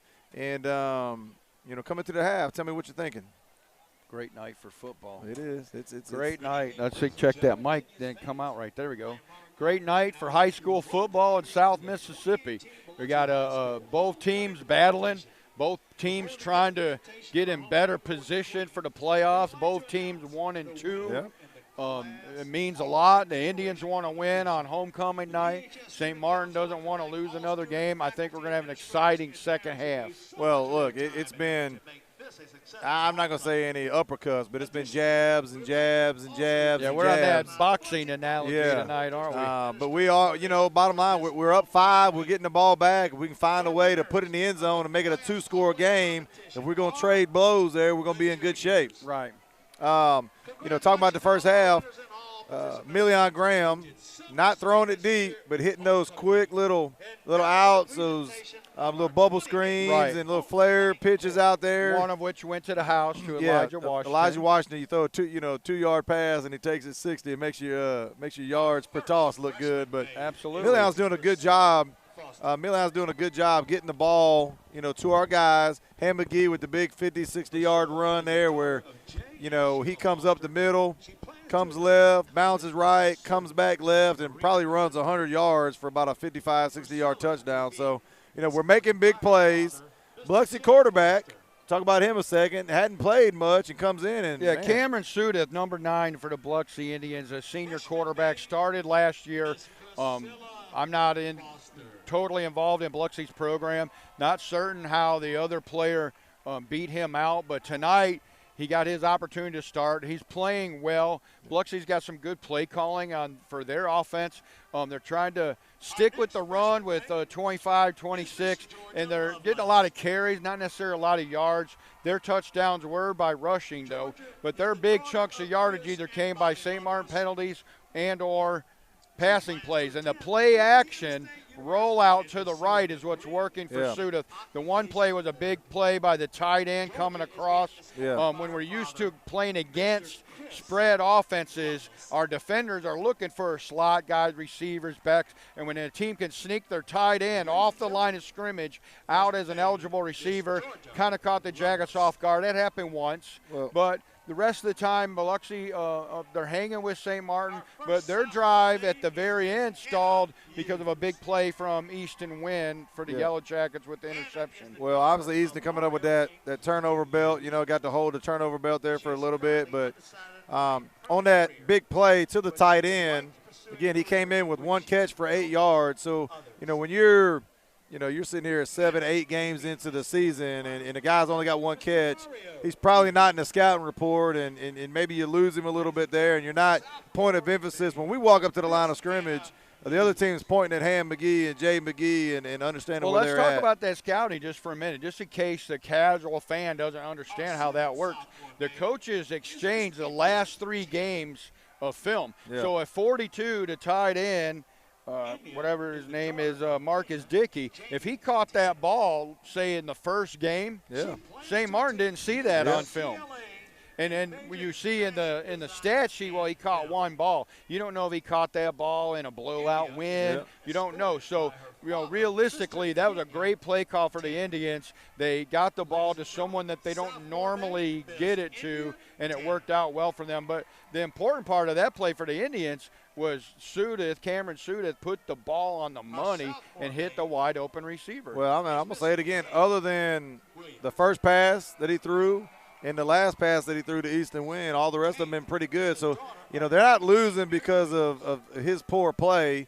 They're losing because the Yellow Jackets are making play after play after play. Well, let's talk about the Jackets' defense, Coach.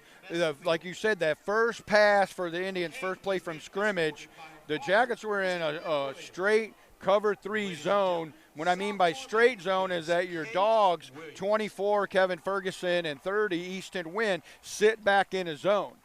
Well, Sudeth didn't expect that when he throws the ball right to him because they were faking a blitz. Yeah. So the quarterback sees all this. He thinks 24 is coming. Well, 24 fakes coming, steps back, and you throw it right at him. Same thing happened right here in the end zone right before halftime.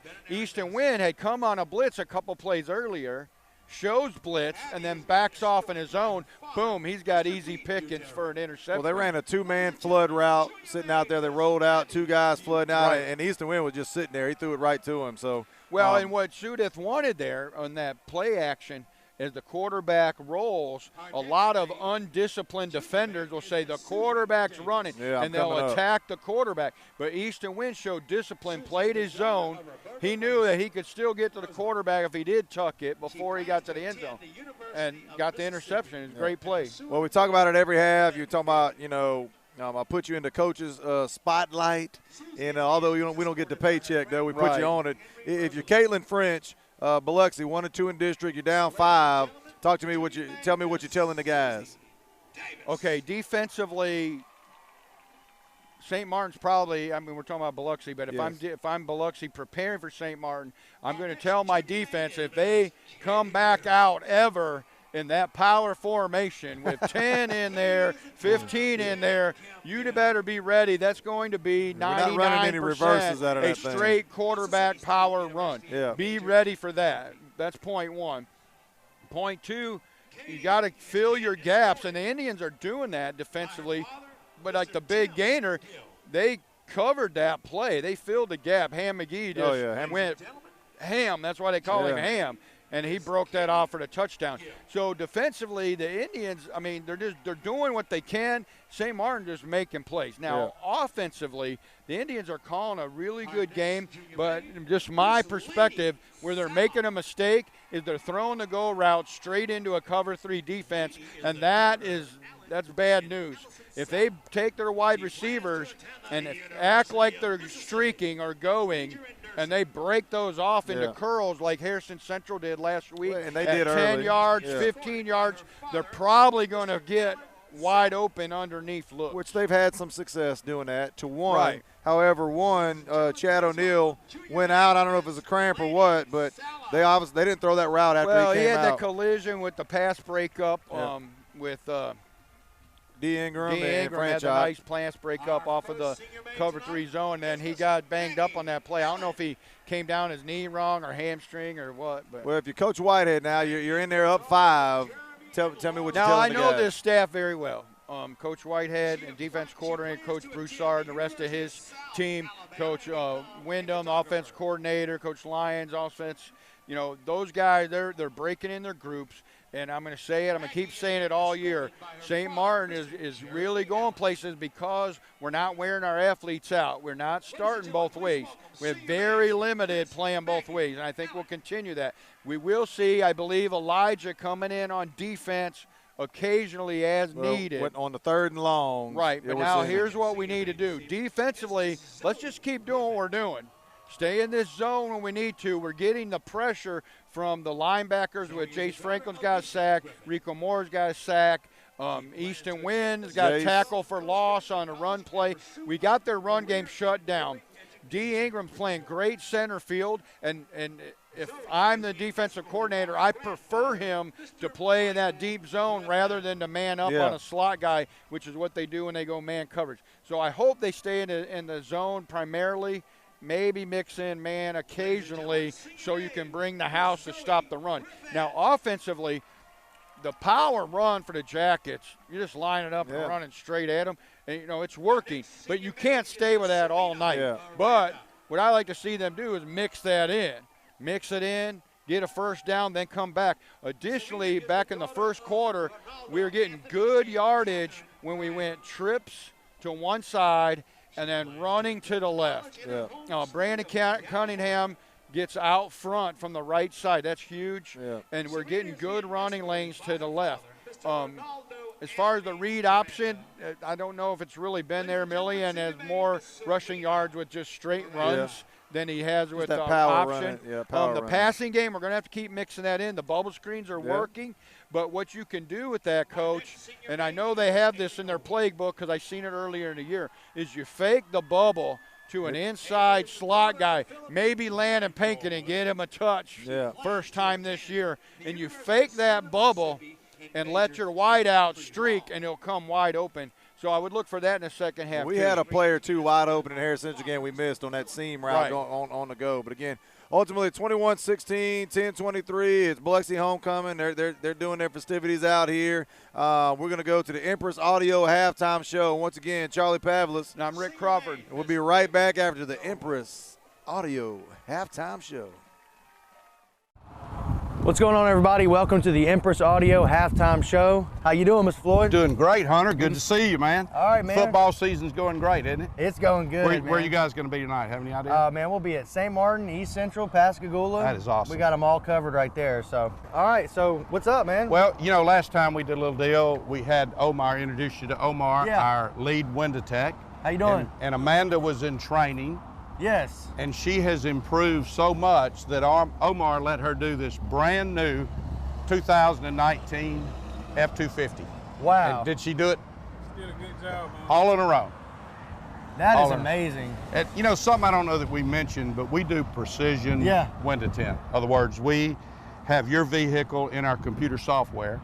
Okay. And so we pull it up, and so it's precision cut by a plotter. Okay. So we don't have to hand cut and scratch your windshield or anything else. So they, you know, Omar could do it the old style way. He's been doing it for 13 years, but he kind of likes the plotter, don't you, buddy? Well, man, a great job on the tent. It looks fantastic. And it looks like a music video out here. We got all kinds of cars, boats, everything. Tell me a little bit about what's going on over here. Well, you know, that Porsche there is my window tinter's Porsche. No, I'm kidding. But he does let Omar drive. That actually belongs to my general manager. He's had this car for a long time. And it's got a pretty good little system in it. Very nice.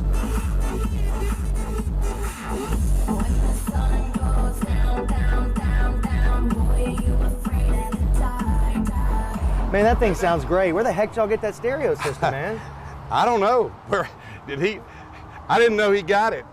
I better go check my warehouse and make sure everything's okay. Because I didn't know it sounded that good. He told me it sounded good. What's up, man? Going good. Price, speak loudly, but this is my personal boat. Okay. And we use it as a demo. What all did we didn't go crazy. We put what? It's got the JL MM100, the 700x5 JL Marine radio. It's got 4 amplifier. Yeah, I mean the amplifier. That's all right. It's got the JL M88s and the JL M10 IB5. And it's daylight, but lots of lights. Oh yeah.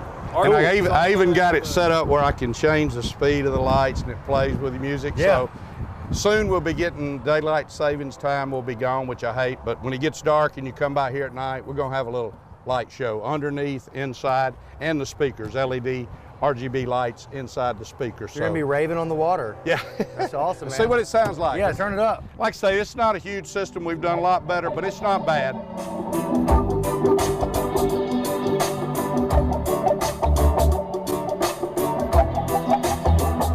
Man, look at the speakers on this side by side. Tell me a little bit about what y'all got set up in here. Well, this is one that we did for us. It's actually our side by side, but Okay. JL, we had done one with Wet Sounds, we had done one with Rockford, and JL said we want one. So they sent us the equipment, and we built a demo system. Now this is obviously not one you go in the mud with too much, but it sounds really good. You know, you can ride around. But it's a complete JL system. We got the little speakers here. There's the JL head unit. We actually have a subwoofer, and then 4 8/8s. All of them are LED. All right, let's see what it sounds like. Cool. You can see the LEDs here. Mama, take this back to me. I can't use it anymore. Getting Man, we've seen a lot of cool stuff today. We always do when we come here.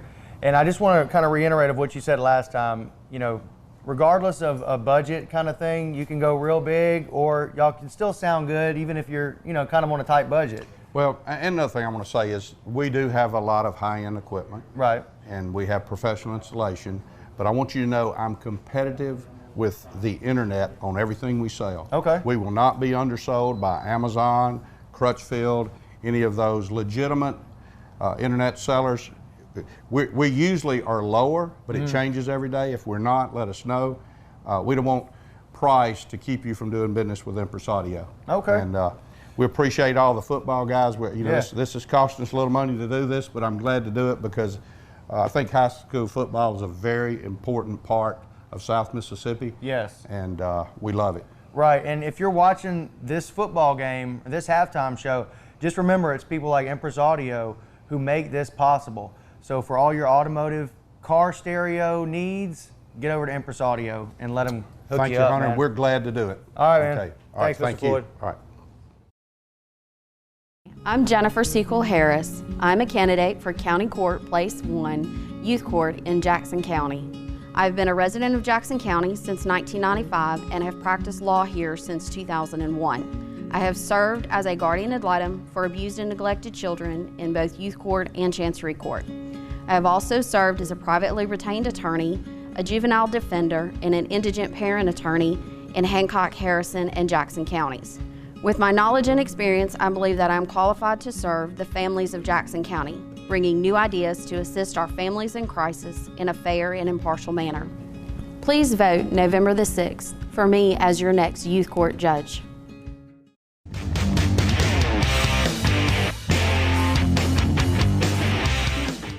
Many of the decisions made by Chancery judges affect our most precious assets, our families. You need the confidence knowing your judge has the knowledge and compassion to make those tough decisions. Stacey Zorn is Chancery Court trained and ready. Let Stacey Zorn put her education and experience to work for you. Hi, I'm Stacey Zorn, and I'm running for Chancery Court Judge, Seat 3, serving Jackson, George, and Greene counties. I'm asking for your vote on November 6th. Remember, check the Z! Hi, Troy Ross here with the Jackson County Board of Supervisors. I want to take this opportunity to wish the St. Martin Yellow Jackets the best of luck this football season. Go Jackets!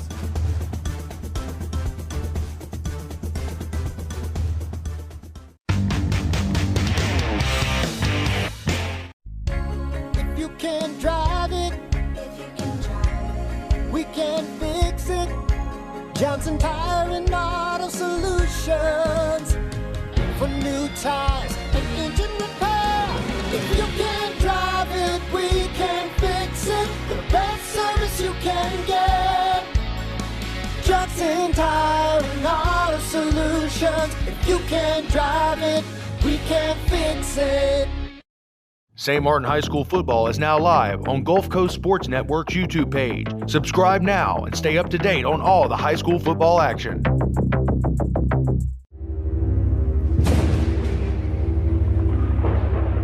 Hey, I'm Lee Turner, the host of After Hour Cinema. Be sure to join us every Friday at 10:30, where I'll be sitting right here bringing you the very best in B movies. Savage Skillet and Tim Allen with Gulf Bank presents a new cooking show that features beautiful homes for sale by Coldwell banker Alfonso Realty. It's a taste of real estate with host Jared Wable. Watch all episodes now on Facebook or WGUD's new Roku channel.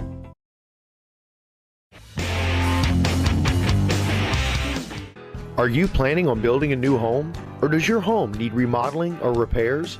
No matter the size of the project, Hires Construction has the capability to build high-quality properties from start to finish, while controlling the cost, quality, and timing.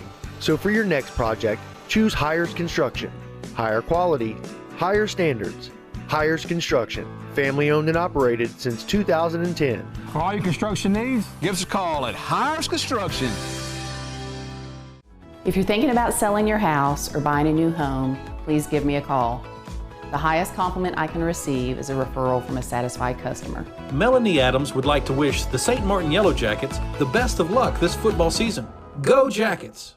It's another hot summer, but don't sweat it. We have the solution, only available at Solar Control. We have the highest heat-reducing window film on the market. Introducing 3M Crystalline, which will reject 97% of the infrared heat, keeping you and your family cool and comfortable year-round. Crystalline blocks 99.9% of damaging UV rays. It also comes with a 3M nationwide lifetime warranty. Call us today for a free estimate. Solar Control, family-owned and operated for over 40 years. Solar Control, your only local authorized 3M dealer.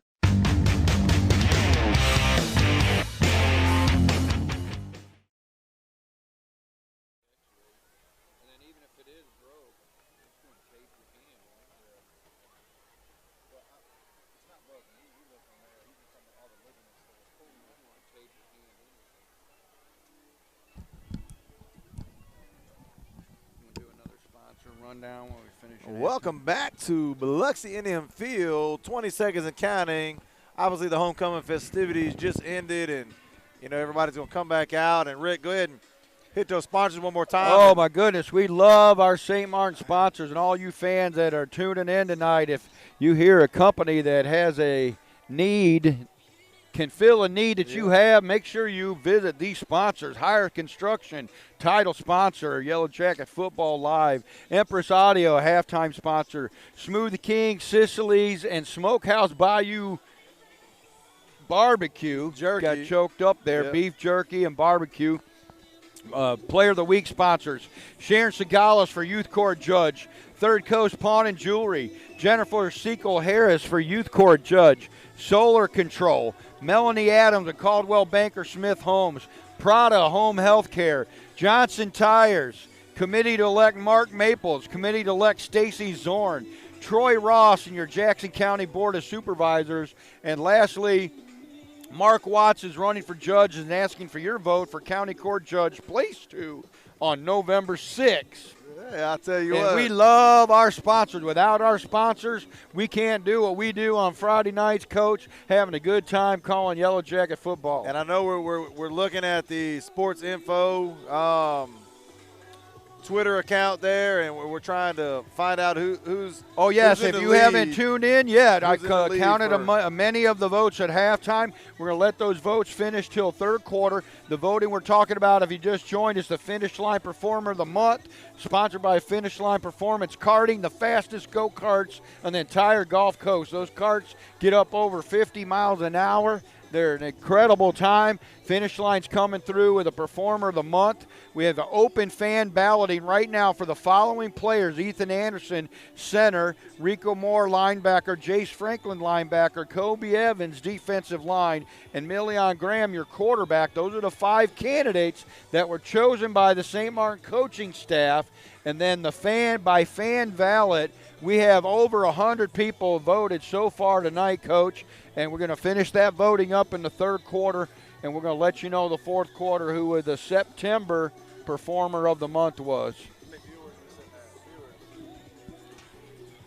Well, Biloxi's kind of rocking out now. The players are getting warmed up on both ends of the field. One thing, again, when you have these cool temperatures, which we're not used to, you got to come back out and get a good stretch because you can tighten up and you don't want to come out without stretching and be hitting that thing full speed. It's ironic that here in South Mississippi, it's about 72, I guess. That's my guess. I could pull back you whether we're calling that cool temperature. I have a colleague who I was on the phone with this week in South Dakota, and it was snowing yesterday. Oh, goodness gracious. So we call 72 cold. It's snowing already in the northern states. Well, I moved to Washington, D.C. in about the 1991, and got my first taste of snow up there. And, down here we're not used to it. I'm up there in shorts and a short-sleeve shirt playing a little tackle football. Well, that's what I said. My colleague left here working from Keesler and was in South Dakota and was not prepared for snow. I've got some nephews up in Alaska right now, twins.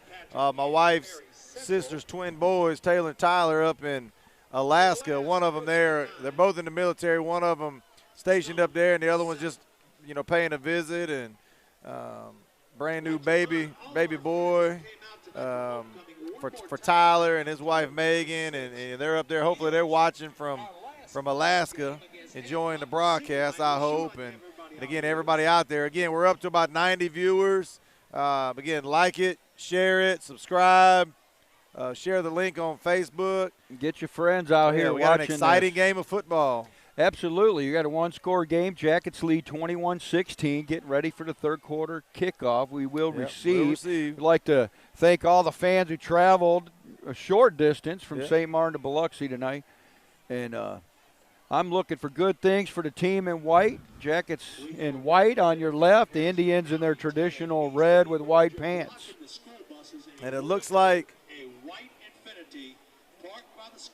hope that's not you're not driving an Infiniti, are you?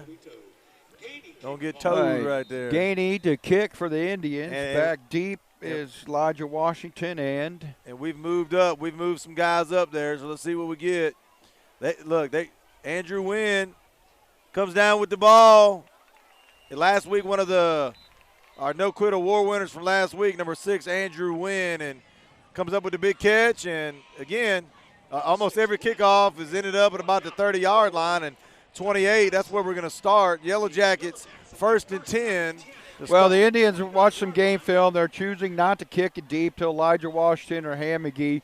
So the upbacks have tried to make a couple plays. Indians have covered well, but we'll take that excellent starting position. That looks like a penalty flag, which is reality. As a yellow jacket, yellow towel is what it was. Chaz Pilot, we talked about it. Here he comes. Mr. Runs Do Everything. I got that towel. I got that towel. Every team needs great young men like Chaz Pilot on it.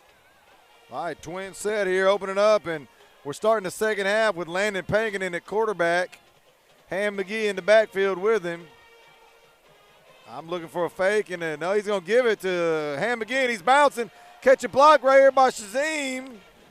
Or, again, if he pushes him a little Excellent. further. Shazeem Williams in at wide receiver. Landon Pankin in with his first snap as a senior. Yep. Glad to see it. Didn't think he was going to play at all this year. Had the off-season shoulder surgery. Comes in. He's a great leader. And Million a lot of experience. Million slides out there to the slot. And, again, you add Landon in, it adds another weapon, but it frees Million to get out there and get on the edge. We got a lot of weapons out there right now, Rick. There's your speed sweep to Elijah Washington, bouncing it outside. He had a hole, and he chose to. Oh, that's going to be a personal foul on Biloxi. Jervin Smith finished that tackle with a little extra something. And he's got a little extra something saying as well as his guys are getting on him. Elijah Washington with the speed sweep. But what the fans, if you're watching these plays, watch Landon Pankin, and after he hands off the ball, little Brett Favre he continues right the play fake as if he's running the opposite direction. And that can't be undervalued. That's a valuable play movement without the ball. Even if you freeze one linebacker with that, you've taken one defender away from chasing the ball. Well, that personal foul is going to be there, and it's going to be first down at the 40. Chaz Pilot's checked in, so let's see if we just go straight.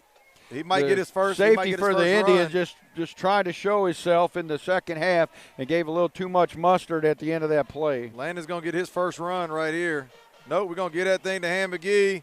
Ham McGee bounces right outside. It's going to take more than one guy. He spins for about an 8-yard gain. And that's Jervin Smith coming up from the safety position to wrap him up with the ankle tackle after a gain of 8. And I'm almost positive Landon's not going to be able to rise up. We were talking about this at halftime, Coach. Landon's not going to be able to rise up and throw too far, but I'll tell you right now, the fake and the RPO right here will be wide open. Well, the Indians covered the inside zone. That was all Ham for cutting it outside. We'll give it again to Ham McGee, and like you said, he bounces it up to the 15, to the 20. Ham McGee still running to the 15. Ham McGee, tough to handle. Dragging the defensive end, number 60, Devin Smith, who probably outweighs Ham by, close to 50 pounds or more. Ham is quick and strong. That was an outside zone, Coach. Indians read that well, but instead Ham cut it up inside. So, and that's what we want. With those zone blocking, you just put a hat in the hat, and the backs decide where the hole is. Now Landon at quarterback, and you got Million to the left of him and Jay McGee to the right of him. Elijah Washington in the slot. Going to get that thing to Elijah Washington. Let's get upfield, north to south. Elijah round 5 to about the 4-yard line. Oh, Million, I'm sorry. So Million Graham now lined up as a halfback coach, takes the handoff from Landon Pakenin. And like you said, adding 4 in at quarterback ends up giving you that much more of playmakers, and not just playmakers, they're seniors on the field. We've got right now in Landon Pakenin, Elijah Washington, Jay McGee, and Million Graham. We got 4 guys that can take it to the house. Well, additionally, the Biloxi defensive coordinator has not seen 4 on any film at all. Well, I'm going to look at him. Yeah, I'm looking at the keep here. His first test right here, first time being tackled. Big 60, Devin Smith wrapped him up, but Landon lowered his shoulders. Got his, 170 pounds moving north and south. Not much. He's not a big player, but he's got a big heart. Chaz Pilot, Tarek Bryant coming in. We're going Here jumbo comes Jumbo, package. Coach. Landon's going to check out here. I don't expect anything fancy, 2nd and goal. We got Jumbo package. And I'm looking over there to see if he's pulling up on that shoulder or not, but we're going The jumbo Indians here. D did not adjust. We're going to follow. Million's going to follow to her, and he's going to pick a hole and hit it. And woo! Boom. Touchdown, St. Martin. Million Graham. We jumbo to the left, Coach, and Graham ran it to the right. The linebackers for Biloxi kicked it to the right as soon as the ball was snapped, opened a hole. Million squeezed in for the touchdown. There's a great read on Million. Instead of following the blockers, he saw a hole. And, again, you only need 1 or 2. And I believe it is a call play. Dive it to the right because we've been running power following your Nick Ross blockers to all snap, night. Chaz Pilot to hold. The kick That's is automatic. Up. The kick is up. It's good. Jared Wetzel makes it 28-16. Yellow Jackets with the lead. 9:41 left in the third quarter. We're going to stay right here with you. And if you're Eddie Wayne Whitehead coming out the locker room, exactly what you wanted to see. And that's exactly what I was going to say, Coach. That's exactly what we want. Hey, that's all right. We're on the same page. Boom. Offense, do your job. I was good they to did see. their job. Good to see Landon get in there and get 4, some reps. get in there and lead us. You led us last year as a junior. You're a senior. Get in there and lead your team. Landon is a good play manager on that. He even had his own run himself. So I applaud the Jackets. No penalties, just straight football. No pass plays. Yeah. Well, yeah. Run it down their throat. Yes. When you can run it, you don't have to throw it. My favorite type of football right there. Look, I'm an old Michigan man. Bo Schembechler. 3 yards, cloud of dust. If we don't get 4 on 3rd down, then, well, we'll punt and hold them on defense. Kick is up. Yet to put it in the end zone. I don't know if the cool air is doing something to the ball, but doesn't look like Jordan Montgomery. Well, I spoke too soon. He's got a seam right there, Jaron Sandiford. By God, I'm here again. I'm calling him that he's down. We're grabbing onto him, but we're not laying the wood to anybody. Well, it's hard to get to him. Yeah, you're right. The scheme for Biloxi's kick return, I admire it because what they're doing is they're making like a remember the show Mighty Ducks, right? Flying so they V. did that flying geese, so they get that V, and then the back just gets in there. So you can kind of get your hand on his jerseys and you wrestle him up top, gotta go but low. you're not getting low and wrapping him up. And the Biloxi returners, in that case Montgomery, they're deciding that they're going to keep running until they can't run anymore. Jordan's a strong guy. Like I said, he's a two-sport athlete, also plays basketball, heck of a basketball player, so a really good athlete out there. And 9:31 left in the third quarter, 28-16 St. Martin. See if we, boy, it'd be beautiful to pull a 3 and out. He just wailing back, throwing that. Jabrian Andrews slips. Jordan Montgomery with the catch. Jabrian, that's about the second time. It didn't look like he knew where the ball was. Well, you had the corner was supposed to be in a deep zone there, but he bid on the pump fake. Sudif did a great job doing a pump fake on the left side, then came back and threw the corner out. If the discipline of our left corner there should have stayed deep, even on the pump fake. Well, Elijah just checked in over there at cornerback to guard Montgomery. We're trying a lot of guys on that opposite corner. So far, Franchot Cannon's doing a good job on his side. They're going to give it this time. Rico Moore and D'Angelo Gaines, first guys to him.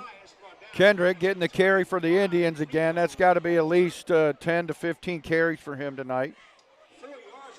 He did have a touchdown in the first quarter, 7-yard run. He's their primary ball carrier. Again, number 9, Sudeth, in his first start. He's doing a good job for the Indians. I don't know that the other guy's going to get his job back because this kid's doing a good job. Throwing the slant. Franchise got it. He pulls it off. Let's see what kind of blocking we can get here. Hold on to it, young fella. Franchise Cannon turnover belt is coming your way. Right on, Franchise Cannon with interception number 4 on the season, I believe, Coach. We can check that. But either way, Franchise getting that turnover belt, sponsored by Bishop Insurance. And get a po' boy from Fayard's Marathon. Yes, sir. Franchise, they tried to challenge him. They've been challenging him all night, but he played the ball. Yes. It was an excellent play call. Now, I don't know what they're talking about over here with this flag. Let's see. But that is an interception. Well, it cannot be on pass interference because the ball hit the Biloxi receiver first, and then he ripped the ball right out of his arms. I think they might pull that. Well, let's see here. But it could be a block in the back afterwards. The Whitecaps discussing everything. Legal procedure against the offense. But now the Indians getting a face mask at the end of that run. So the illegal procedures decline. Yellow Jackets are going to get the ball. And then the face mask is going to give him a 15 yards from the penalty. So it's going to be St. Martin ball, Coach. First down and 10 from the 31-yard line. And Franchise can keep his belt. Yeah. All right. Getting Landon back there. Again, it's hard when it turns sideways. I believe that's Landon back there in the gun. Yep, Landon back there in the gun. When he walks, you get his gait. Yeah, 8:19 left in the third quarter. We're going to hand that thing to Ham McGee with a little penetration back there. Ham busted for about, look, that's what a Ham smaller runs, and he goes for 6. Straight zone handoff. Easy money, gain 4, second down 6, clock ticking. We're protecting a 12-point lead. Now, Jackets lead 28-16. One thing that Landon was known for last year was reading that thing and pulling it at the right time and getting north and south and breaking big chunks of yardage. Elijah coming speed sweep here. The reverse. We're going to throw that thing million. Shazeem Williams wide open. Shazeem with the catch. To the 10. Whoa, that's a big play. That's an Eddie Wayne Whitehead favorite, the old reverse. Big gainer, and that's what you can do. And you move your starting quarterback to receiver, Coach. Yeah, you run a reverse to him, and now he's got the arm strength and the experience to throw the ball and hit Shazeem wide open. Beautiful play call.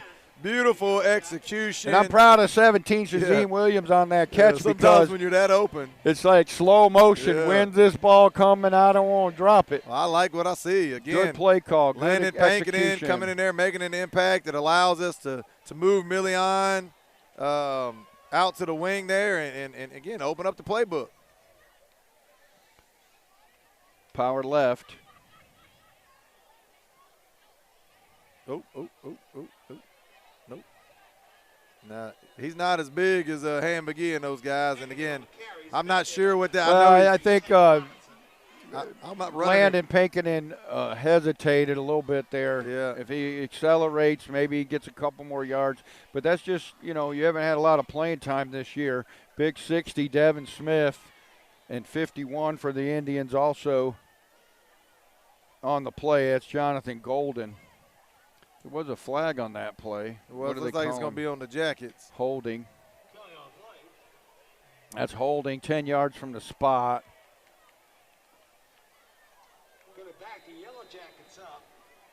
Pete, first down, Coach. Yep. First and 20 here. Again, Million takes the snap. While Landon goes out, again, nothing fancy. Now going to pitch that thing out to Elijah. Nick Ross out there throwing a good block. Ooh, look. That wasn't the best landing there, but Elijah pops up. That's a wrinkle in a triple option, Coach. And, again, the tackle, Jervin Smith, on the tackle for the Indians. But that's a wrinkle on what you call a triple option. So he he can either give, keep and run, and then when they came up on him, he just flips it out to the receiver. Hunter moved the screen closer to me, but it's turned his back to me. I can't see it. Let me see if we can catch one of these replays. Hunter said he didn't want me to look at the screen over here.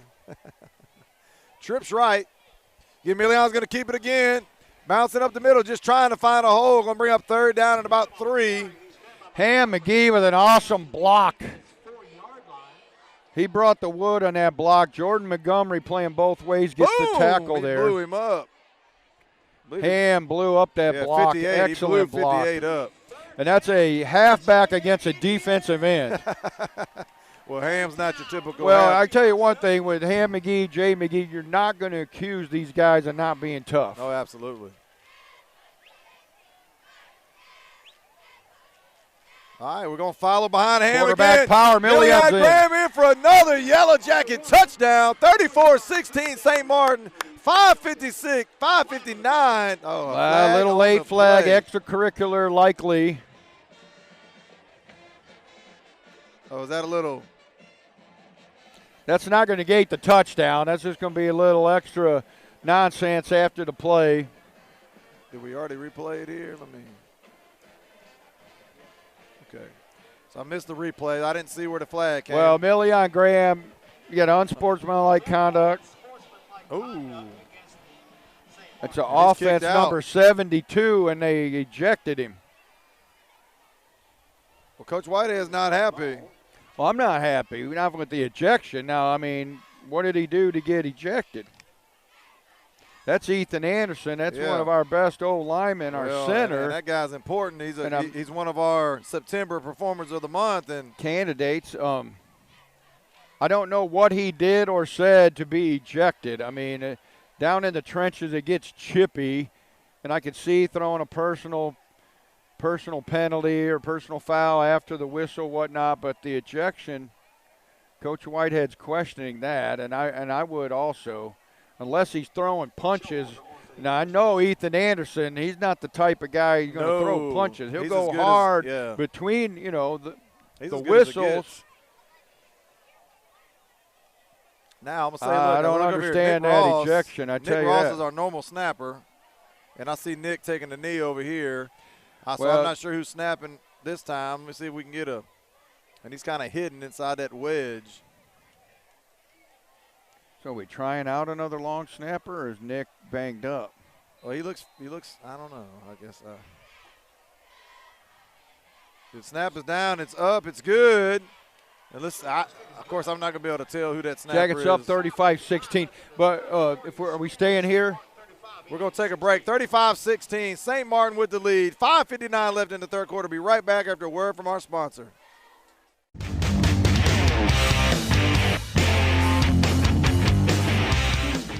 Many of the decisions made by Chancery judges affect our most precious assets, our families. You need the confidence knowing your judge has the knowledge and compassion to make those tough decisions. Stacey Zorn is Chancery Court trained and ready. Let Stacey Zorn put her education and experience to work for you.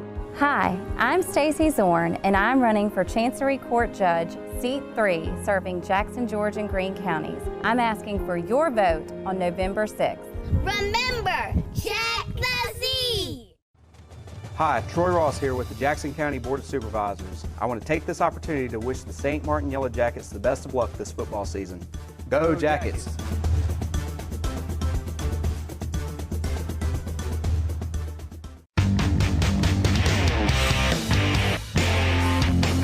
Got a second, I'll address that. All right, welcome back to Biloxi Indian Field. 5:59 left. Go ahead, Rick. 5:59 left in the third. That means you got 5:59 left to get on St. Martin Sports Info and cast your vote for the finish line performer of the month. And that personal foul put us back here now, Rick. Yeah, now it's assessed on the kickoff. Anytime it's after a scoring play, they're going to assess it on the kickoff. And let's see where we go. Gabe Showalter, who did the onside kick. Which is It's what that we funny, did but right hey, there. Smart play by Biloxi, just getting on it and getting on the ground. And Biloxi's going to have the best, second best field position. Go ahead and talk about. Well, that's 56 for Biloxi. Cover that up. Jacob Argeles, how you say his name? Yeah, but, the Jack is just playing that safe, and now we're going to play defense. On that extra point. We saw that Nick Ross, our normal snapper, and I will tell you, the Coach Talley is our long snapping coach, and he likes to work in an underclassman long snapper. The field goal snap is easier than a punt snap. Yeah. So if he's been working somebody, he's going to give them work as a field goal snapper first. Well, if Ethan Anderson is out of the game, that's going to be my question. You know, when I look at my depth chart right here, there's nobody behind Ethan Anderson on the depth chart Coach Whitehead gave to me. And let's see if defense can come up with another big play. They're going to hand that thing off this time. And Rico Moore, first guy to him for another tackle for loss. And Kendrick, the ball carrier again for the Indians. He's carried, I don't have the stats, but close to 20 times on the ball game. Not a lot of yards on the carry, 0 on that play. Ooh, first getting a little chilly up here. Rico, another finish line performer candidate, got 5.5 minutes to finish voting up. Go to my St. Martin Sports Info on Facebook. We had over 100 people cast their ballot already. Second down and about 11 here. You can see Ethan on the sideline over there talking with Coach Lyons. Again, I'm not sure what happened, but they're going to roll out. They got 10. He's got plenty of room here. Quarterback Sudeth hit 7. DeJure Brown, who came across the field from the left side and just underneath the zone. And Biloxi's been pretty successful with Sudeth rolling to the right and then finding the receiver that comes from the left side and floods the zone with them. And they're hitting the underneath routes. 3rd and short here, Coach.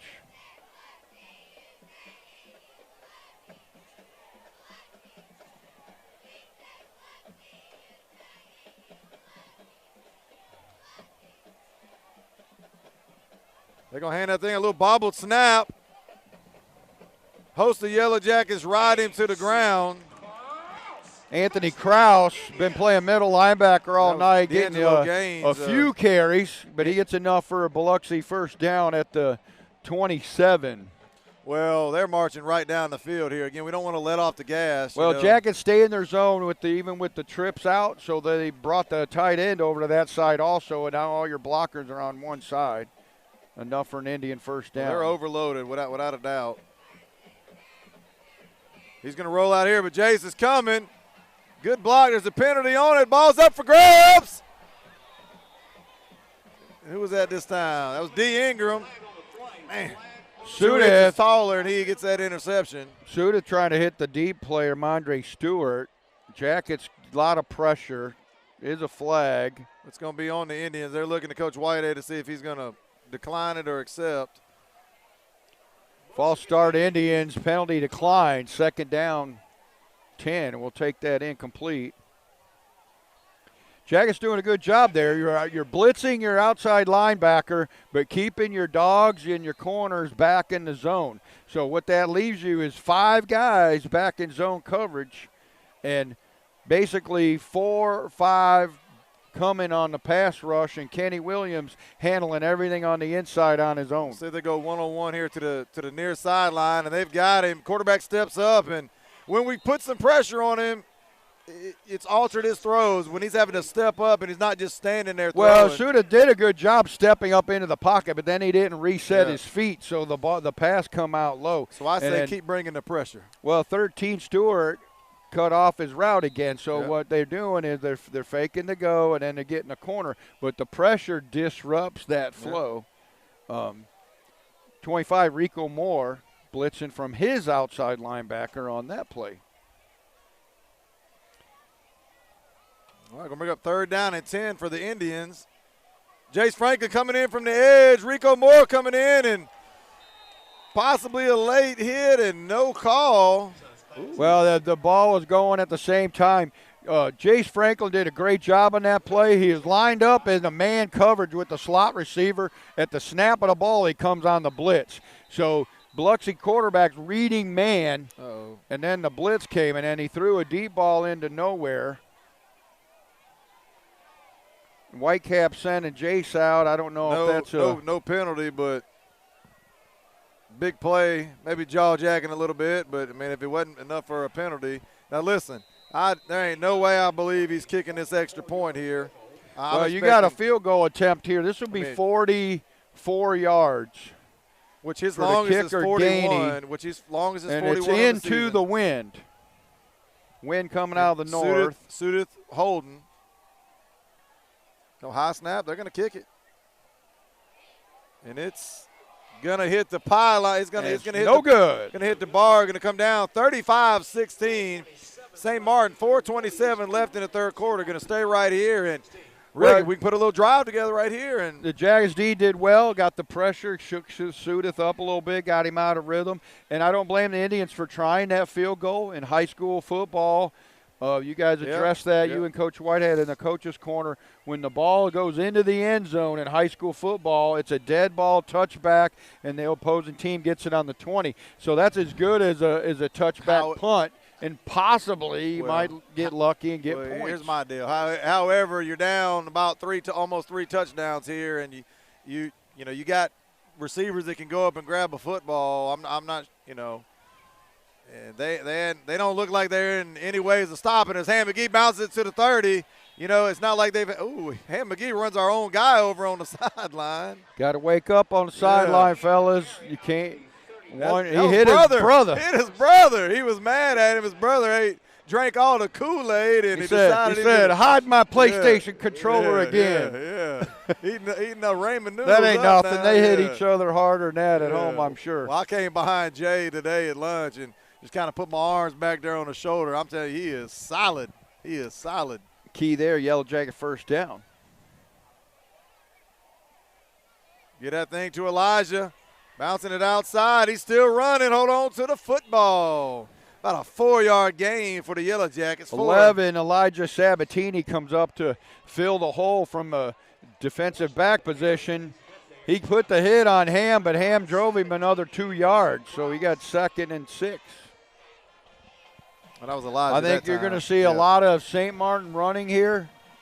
Get this clock ticking down. If I'm not mistaken, let's see if that's Easton Whitehead checked in at center. So Easton's going to get a 1.25, and that's Coach Whitehead's son. Again, not the biggest guy, but I'm telling you, as tough as anybody we got out there. Easton with the snap. Jay McGee's bouncing it way outside. Let's see if he can turn something, at least get back close to the line of scrimmage. Well, the Indians are showing now that was just straight run blitz from them. Number 3 coming up, finally making the play, Jervin Smith. Jackets sold out to the run. Easton Whitehead replacing possibly our best O-lineman.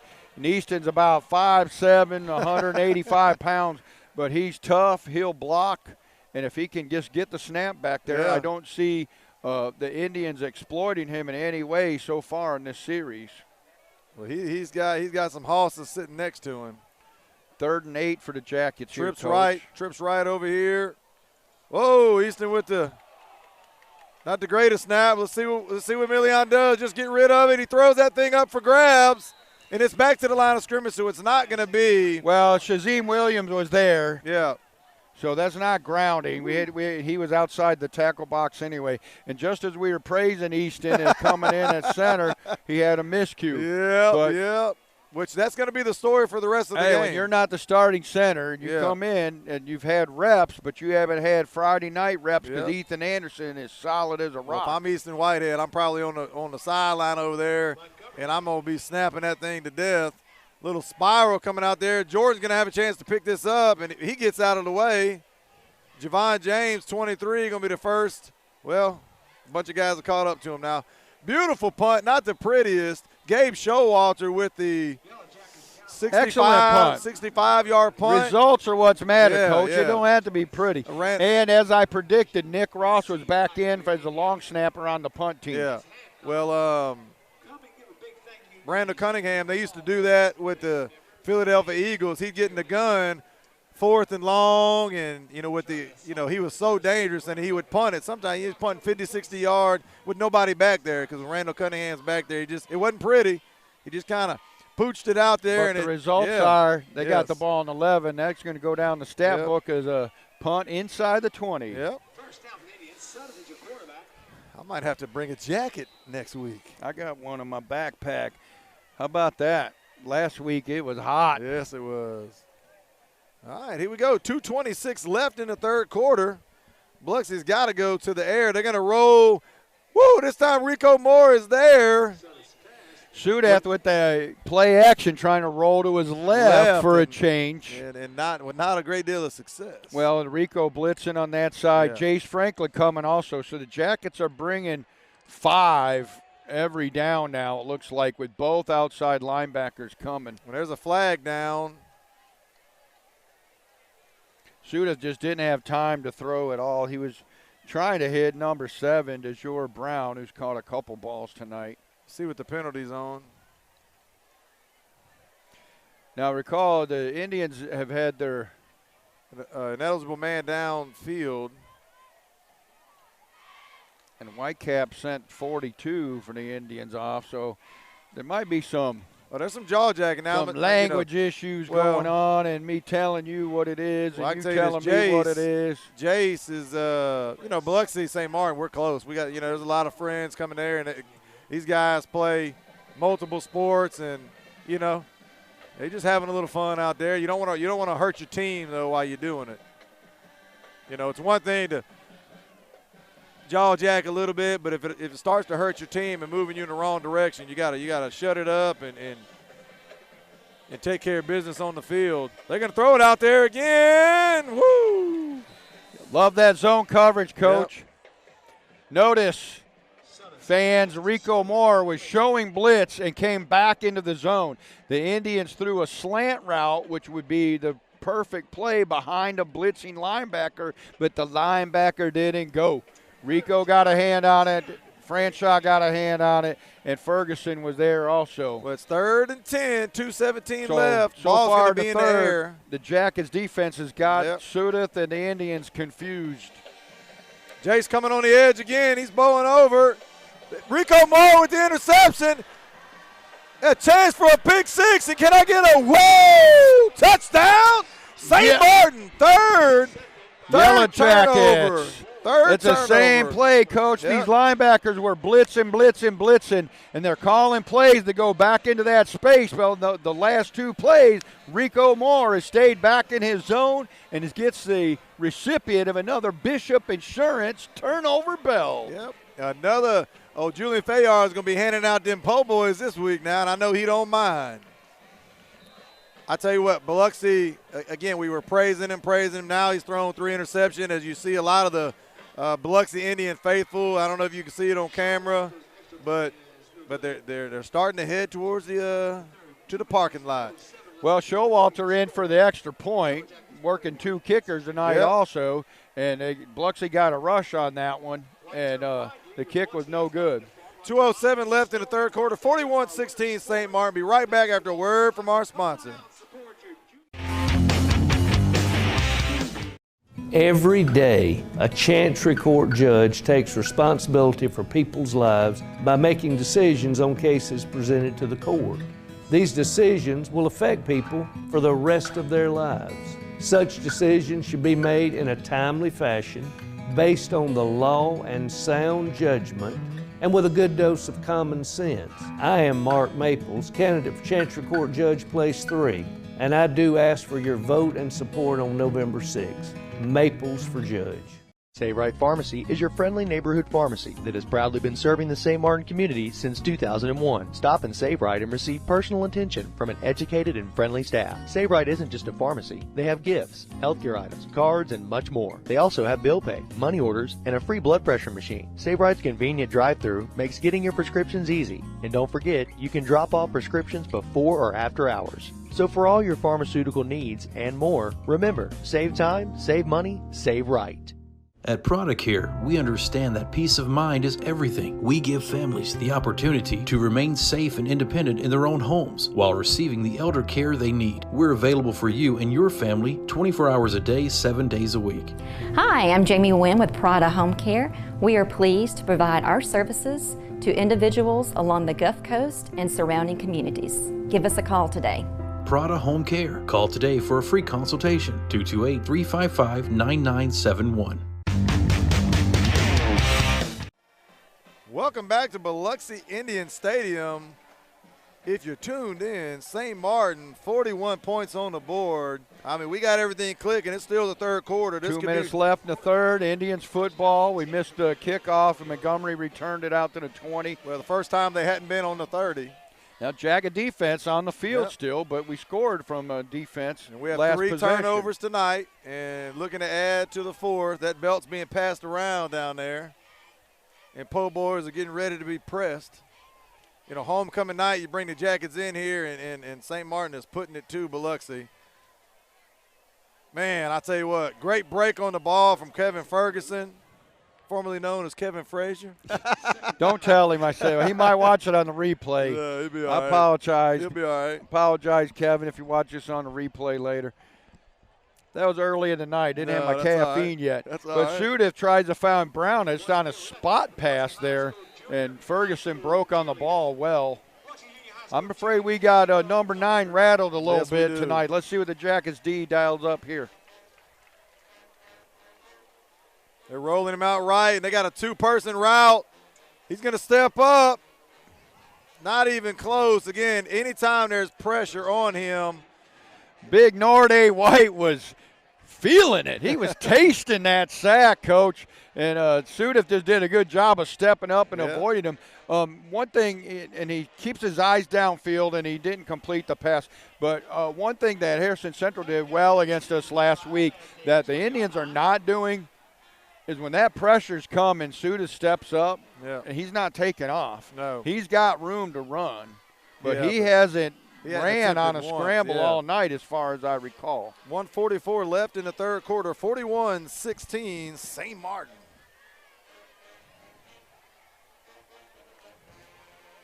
Going to roll out. They're going to sit. Oh, the up and out, and here comes D. Ingram.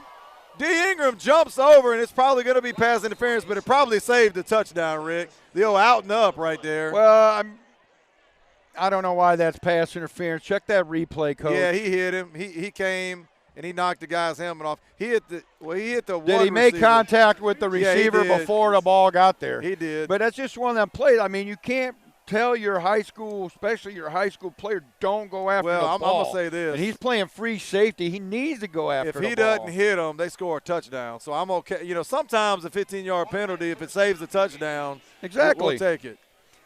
But I'm not saying anything negative about 11 on that play because that's why he's back there in the deep zone to break on the ball. And, hey, he wants that turnover belt. I like it. He wants the turnover belt. So Indians get a free 15, 1:37 remaining in the third. He don't know where to throw it this time. I'll tell you what, 19 did a good job coming back, but pass Norday's intended tired. for Look at old Norday now. He's chasing that quarterback Decorius around. Murray. I don't believe he's caught a pass yet, but we're getting good pressure now, Coach, not just from the linebackers, but Norday White, Joe Lewis, D'Angelo Gaines, the D-line getting pressure. 19 does have 6 receptions on the well, I was saying anything tonight, but 6 on the year. Now, Norday just laid down out there. 1:30 left in the third quarter, 41-16, St. Martin. Be right back after a word from our sponsor. Okay, team, you guys ready to play? Yes. Who has the best audio on the coast? Give me some brands. JL. Hertz. Alpine. What's another one? Rockford. Kenwood. Exelon. Pioneer. Pick the winning team at Empress Audio with 2 locations to serve you, Gulfport and Pascagoula. Who are we? Empress. Who are we? Empress. Who are we? Empress. All right, welcome back to Biloxi Indian Field, 41-16, St. Martin.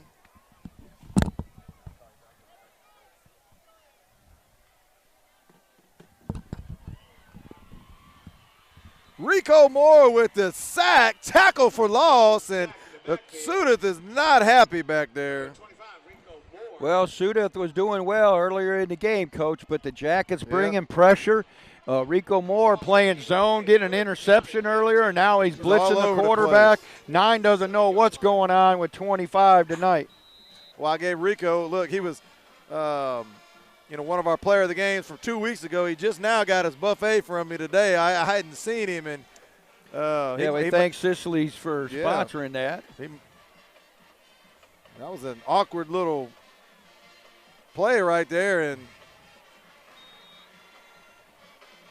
Sudev tried to find his tailback on that play, Kendrick. He was kind of late delivering the ball, and actually I believe that if he would have dropped, that would have been a fumble because I think it was behind his back pass. Brings up 4th down for the Indians.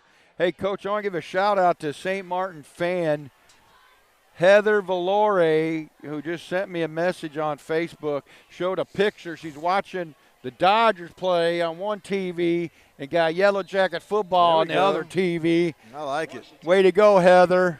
Well, that's going to be – let's see if they don't have to take a snap here, but 6 seconds and counting. 14 on the play clock. That's going to be the last play of the third quarter. Once again, 41-16. St. Martin with the lead. Homecoming night at Biloxi. We'll be right back after a word from our sponsor. All right, let's go. Let's go. Hi, I'm Sharon Segalis. For 16 years, I've served as your youth court judge in Jackson County. I'm a lifelong resident of Jackson County, married for 40 years, proud mother and grandmother. As judge, I have established a detention school and a drug court, also a parent rep program, and I held the first reunification celebration in the state. I developed and implemented the Heartbeat and Fostering Future programs for foster children and helped grow our CASA program into the largest in the state. I've worked hard for you. The courtroom belongs to you. It would be my honor to continue serving the families of Jackson County as your youth court judge. Please vote for me, Sharon Willis Segalis, on November the 6th. Third Coast Ball. But we'll have it by the end of the season for sure. Welcome back to Biloxi Indians Stadium. If you're just joining us, 41-16, St. Martin with an offensive outburst. And we're about to get the ball back. And, Coach, I want to shout out to all the fans who participated in the Finish Line Performer of the Month of September. The voting's in and tallied, and I'm going to announce that winner right after this play.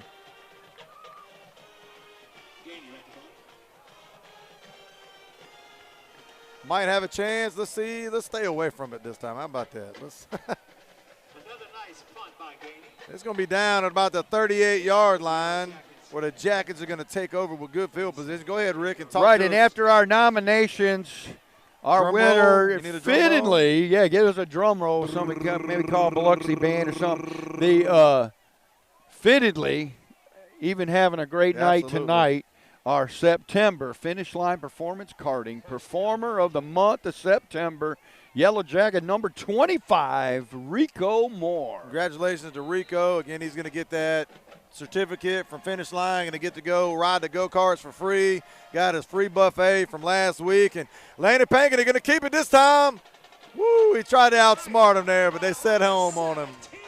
Landon getting involved with the option.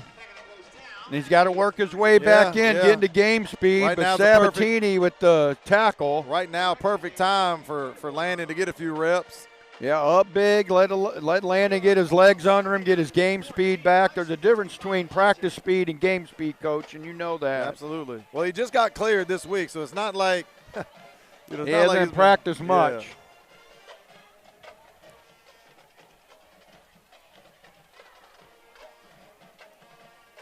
And what else you're going to get from 4 at quarterback is you're going to get smart play with this clock. Yeah. High snap there. The old pitch pass. Well, the old handoff pass there. Million Graham attempted to get Micaiah Hebert, who was open there. It's just like a jet sweep, and then Million pulled up to make a throw. That becomes an RPO wrinkle there. So now Million takes the handoff. He can run. Or he sees 13 wide open, he just pulls up and throws it. It was a great play call. He just didn't quite execute the completion. Third down for the Jackets. Third down and long for the Yellow Jackets. Trips left over here. Get Million back at quarterback. He's going to throw that thing out to Ham McGee, who stumbles on the catch and going to lose 2 or 3 yards. We're going to credit Willie Robinson with the tackle for the Indians. And the Jackets are missing Ethan Anderson at center. The snaps are just a little bit slower. And let me take a look at Ham's down. Ham's down, and 52, I think, is.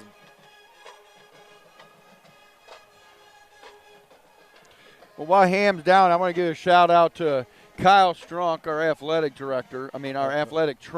He'd like athletic director money. Yeah. But we're going to take a break real quick. We'll come right back and talk about that. 41-16, 10-24. We'll be right back after a word from our sponsor. Jewelry in Ocean Springs is your one-stop shop for buying, selling, or trading. Get instant cash for your items of value. We buy jewelry, electronics, collectibles, coins, vehicles, boats, gold, tools. Anything of value that we can resell, we'll buy. We also do short-term loans on merchandise. So stop by today and turn your unwanted items into cash. That's 718 Bienville Boulevard, Ocean Springs. Call 228-818-0001 or visit the website at thirdcoastpawn.com. Oh, yeah, got by him. Welcome back. Jordan Montgomery fields it. Cutting back. Yellow Jackets, let's bring him down. Javon James. Javon James with a nice tackle. Great punt again by Gabe Showalter. It had a nice little Yellow Jacket bounce to it, Rick. It was a good punt. Again, it's not a sky booming punt, but he's kicking it, and it's kind of like a rugby kick, even though he didn't. Yeah, he's not running. Roll out with it, but it's that same style. It goes end over end, and when it hits the ground, it's going to roll forward. So that's effective. But before the break, we're talking about Kyle Strunk, athletic trainer for all St. Martin sports, St. Martin alumni, class of 07, works for Bienville Orthopedic. Bienville Orthopedic does a great job providing athletic support and medical support for all of our local high schools. And we got a quick shout out for our sponsor. Our fourth quarter sponsor, Mark Watts, is running for judge and is asking for your vote for County Court Judge Place 2 on November 6th. November what? November 6th. Election Day. Get out and vote for Mark Watts. You have the power. All right, first down and 5, 9:35 left in the fourth quarter. They're going to give it this time, keep it on the ground. And a host of Yellow Jackets bringing it back, but he's still up. That's a hold. D. Ingram coming up, getting a little action 10 yards behind the line of scrimmage, which that don't happen very often. Well, I applaud Christian Kendrick for the Biloxi Indians there. He's refusing to go down. Might not have been the smartest thing to come back around. He lost a couple more yards, but he's not quitting. And I'll give that young man credit for that. He lost more than a couple. Now, Coach, we got a lot of subs coming in. Alvin Cooks was in on that play. You got D. Lyman, 58, coming in. Let me check out 58. 58, Brent Simpson. No relation to Bart, I don't think. Second and long for the Indians.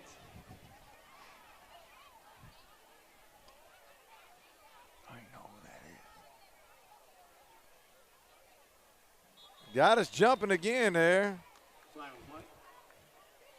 Dope. Big Joe. It's always baffling to me. I've never played that position. Yeah. But when you're lined up right over the ball,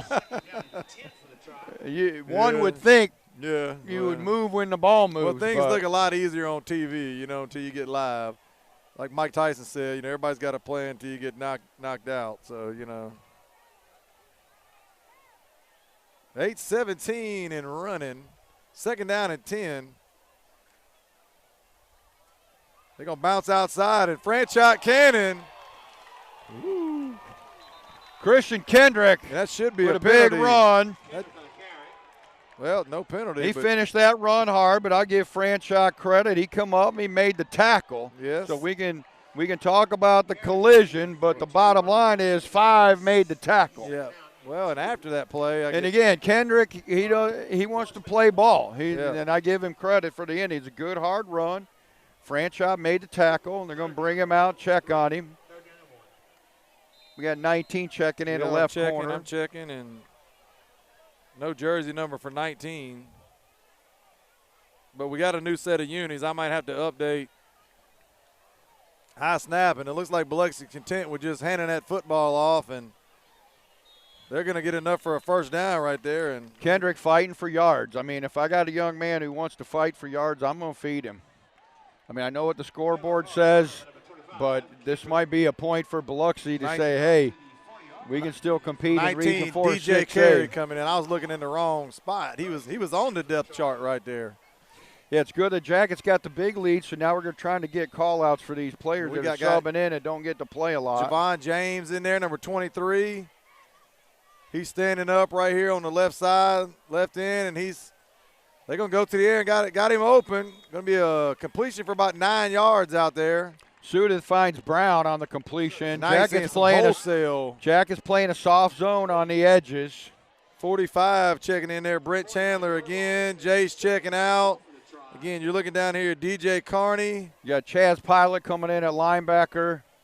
48 here. You got 48 Brent Chandler Keyshawn looking like Smith. he's coming in for Kenny Williams at that middle linebacker spot. Dylan Hughes, number 40.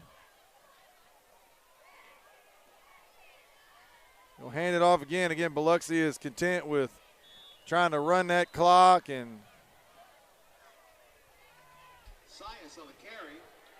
again, big Alvin Cooks, number 8 in there. Yeah, they switched out to 26 at the tailback position for the Indians. That's Sias, the runner now. Biloxi gets the first down on the ground. Clock ticking, 5:47, Coach. Again, a lot of backups in. Again, if I'm one of these guys coming in, we still taking film. You still got to come in there and find ways to make plays and not let Biloxi run it down our throat. 26 Sias with a straight-ahead run. Brent Chandler there that time coming up with the tackle. Well, what the fans are going to see, and this is no knock on the second team or third teamers that are coming in, is you're going to see the difference between our starters versus our depth. And this is great experience for these guys, but, you know, Kenny Williams is going to make that a 2-yard gain versus the 12-yard gain there. They're going to go to the air this time. The old stop route and Kevin Ferguson. Go ahead, Frazier. Yeah, Kevin. 24, Kevin, my boy, breaking on the ball, and he's done that a lot this year. One of these times he's going to break on that and get that pick. First team defense checking back in here. Coach Whitehead said, nope. We don't want to just give them a touchdown. Well, and that's important because your score differential is one of the tiebreakers for making playoffs, and now it can be the difference not only making the playoffs but hosting a playoff game. Yep. Well, in basketball, Kenny Williams, and you talked about it a minute ago, and let me give it a Ric Flair on that one. Woo! Sias, the ball carrier for the Indians.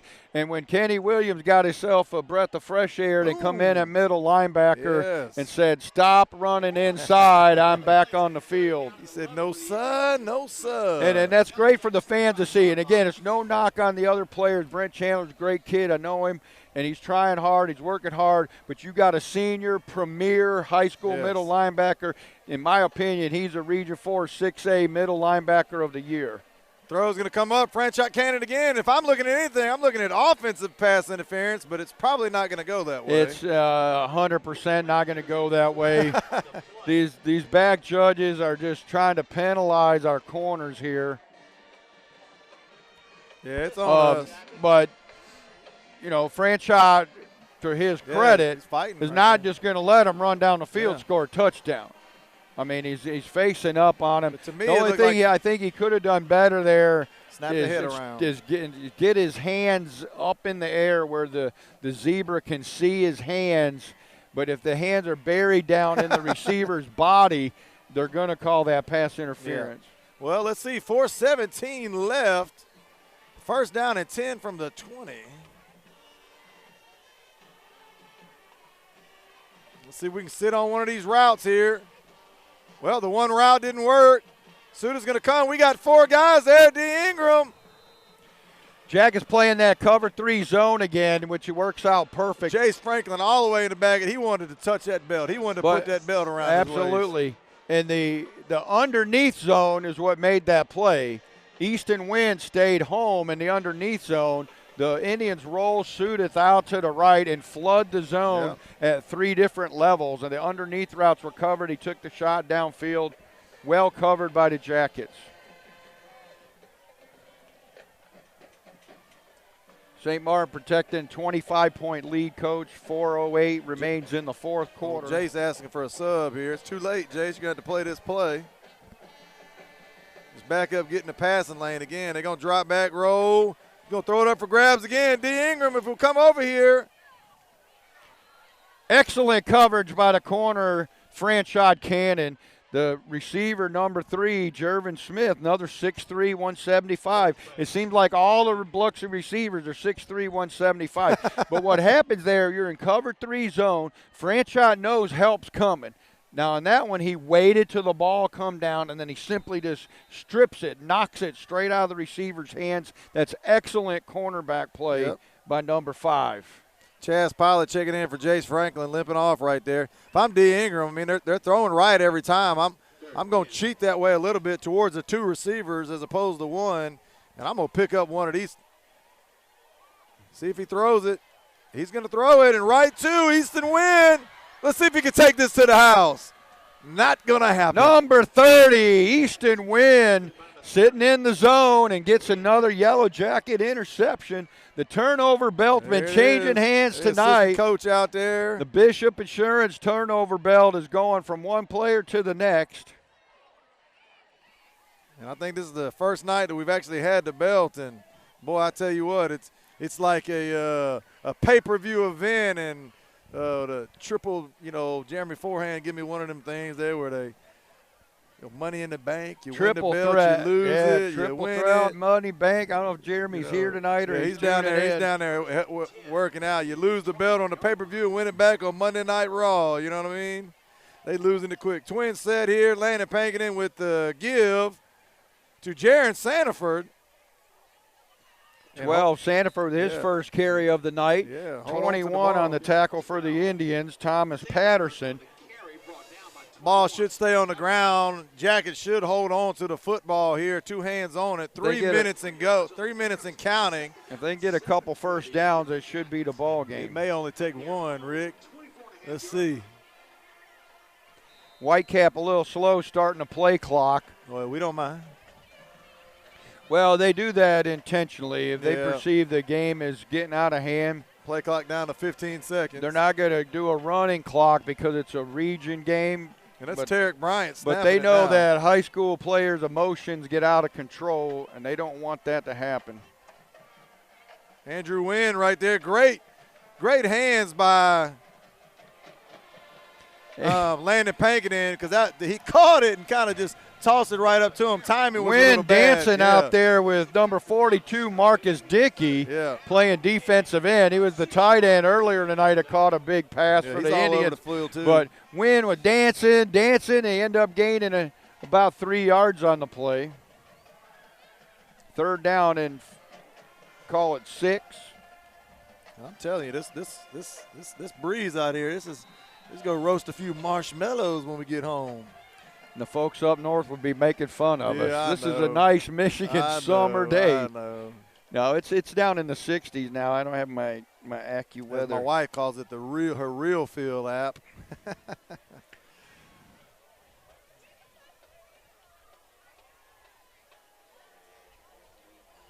Landon's going to keep it there. Ooh, and he gets lit up by Sabatini. Sabatini walks brought over the wood. But the difference there is Sabatini's a starting safety. Landon is a quarterback that hasn't practiced all year, running behind a second-team offensive line. Yeah. So that's all right. Landon's a tough kid. He's going to take those licks. He's welcoming that contact because he wants to be. Yeah, he needs to test it out. He wants to be ready to play the rest of the year. Jacket's going to punt, looks like, Coach. Again, the Whitecap slow on the play clock. 55 seconds and counting. 41-16 St. Martin.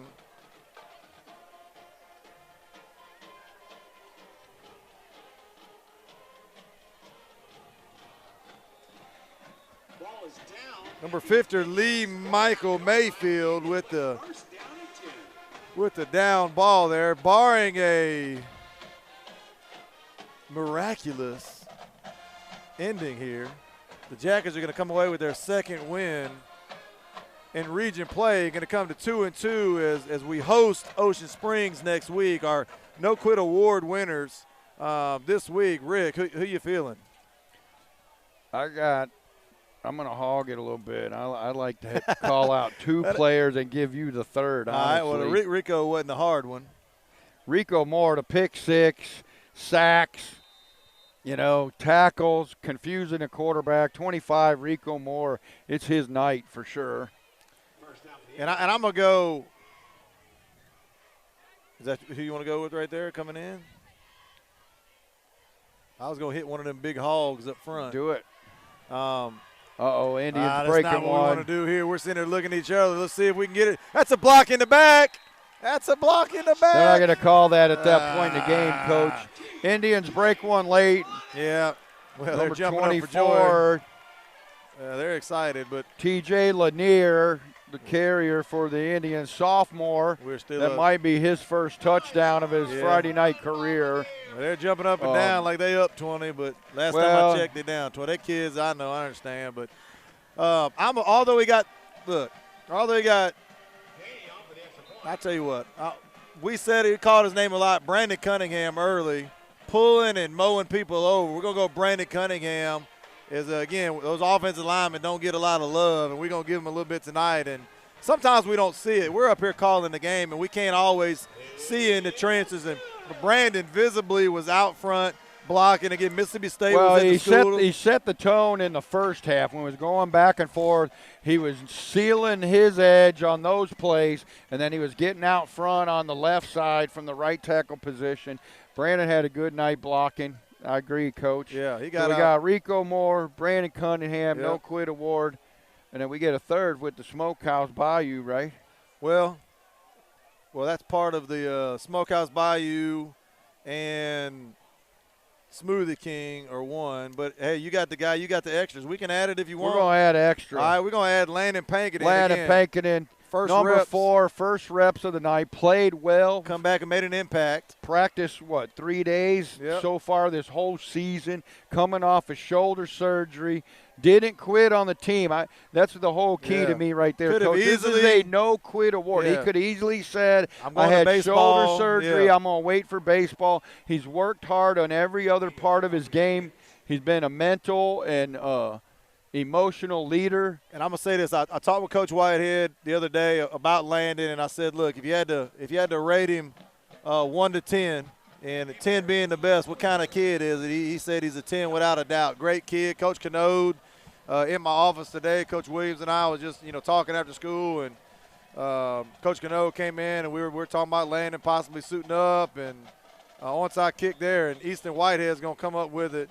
Indians trying their onside kick play. Why not? They might need that later in the year. And he said it again, Coach Canode, bragging on him again. Great kid. And, again, the clock's running. It's going to run out here, and that's going to be the last play of the game. And the Yellow Jackets going to come away with a victory, Coach. 41-23. And offensive outburst, and I know the Yellow Jacket faithful is excited. And listen, we've got 2 losses by 2 really, really good ball clubs, and we lost by 1 play. 41-23. Going to go to commercial break, come right back with the post-game show. See you in a minute. If you can drive it, we can fix it. Johnson Tire and Auto Solutions. For new tires and engine repair. If you can drive it, we can fix it. The best service you can get. Johnson Tire and Auto Solutions. If you can drive it, we can fix it. St. Martin High School football is now live on Gulf Coast Sports Network's YouTube page. Subscribe now and stay up to date on all the high school football action.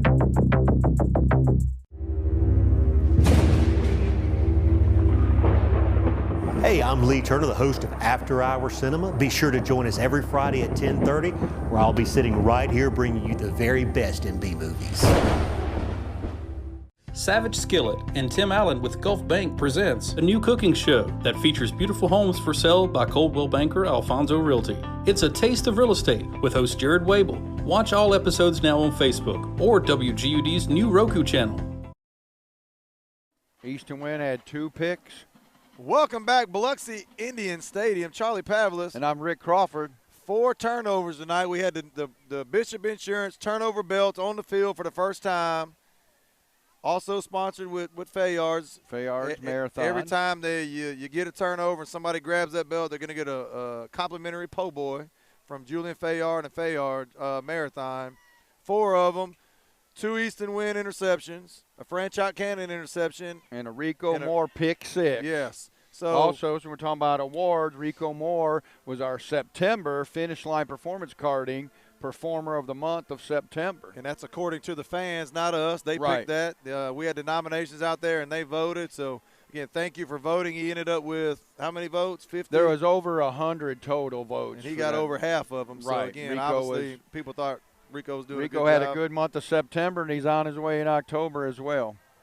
As you're look at this game and getting ready to move forward, you love to see the defense there coming up with some interceptions and some turnovers. We got a little stuff down here. Issue going on? Yeah, I don't know. Well, kids being kids. But, we got the turnovers. We're moving forward. Offense, again, is the best performance we've had all year. People, when you look at it 1 and 2, yes, we have 2 losses, but my God, we have 2 losses. 2 plays, we could be sitting here 3-0, top of the region. Absolutely, and I don't have the scores from around the region, but I'm very interested in that Harrison Central Gulfport game. I suspect Harrison Central might have come away with the W. I wouldn't be surprised. If I was betting, which I ain't got enough money to bet, but if I was betting, I'd bet on their defense. Although TQ Newsome is a tough man to handle, but we'll find out the scores here later on tonight. But more about this game. Biloxi coming out slinging that thing all over. We've said it. What's the score there? Yeah, let's work it. Go ahead here. Here we go. Region 4 6A, our director's coming on strong. Fourth quarter, D'Iberville leads Hancock 49-21, and I'm surprised Gulfport exploded on that 42-7. 42-7. Ocean Springs with a final 35-7. Lost some money on that one, huh? And that's our Region 4 6A. Yeah. So we're at 2-2. I'd have to take a minute and figure it all out who's where. But bottom line is we're in third Gulfport's right at now. the top with 4-0. And that'll be Harrison Central 3-1, and we're at 2-2, likely tied with somebody. D'Iberville, Ocean Springs, somebody. But hey, we're still in great position to make the playoffs, and possibly, depending on how everything else pans out, still host a playoff host a game. Again, look, you're trying to. It's a race to 4 wins.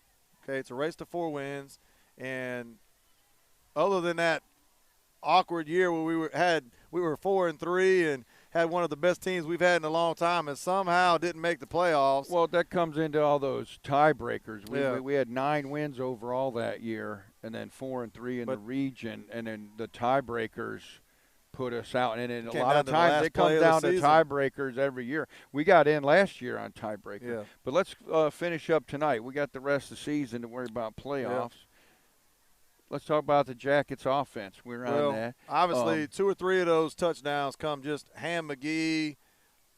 I mean, just making unbelievable Ham McGee type plays. Right. Elijah Washington catching that little bubble screen, little bubble goes and to the takes house. it to the house. Doesn't need a lot of blocking or anything there. We had some guys make some great individual plays tonight on the offensive end. And, again, early, Brandon Cunningham, again, one of our No-Quit Award winners, set the tone, moving people backwards, and you were pointing him out left. And it was like every other play you were talking about him pulling and coming. So great job blocking. Defense is always. Let's talk about defense. Yeah. Jackets stayed in that cover 3 zone primarily, and in the second half, that's where we won this game. Yeah. Second half, the defense we're up showed 5 up. at halftime. And the key was Jace Franklin may not have had a lot of tackles. He didn't get the interception, didn't get the turnover belt, but he was pressuring the quarterback from his outside linebacker position.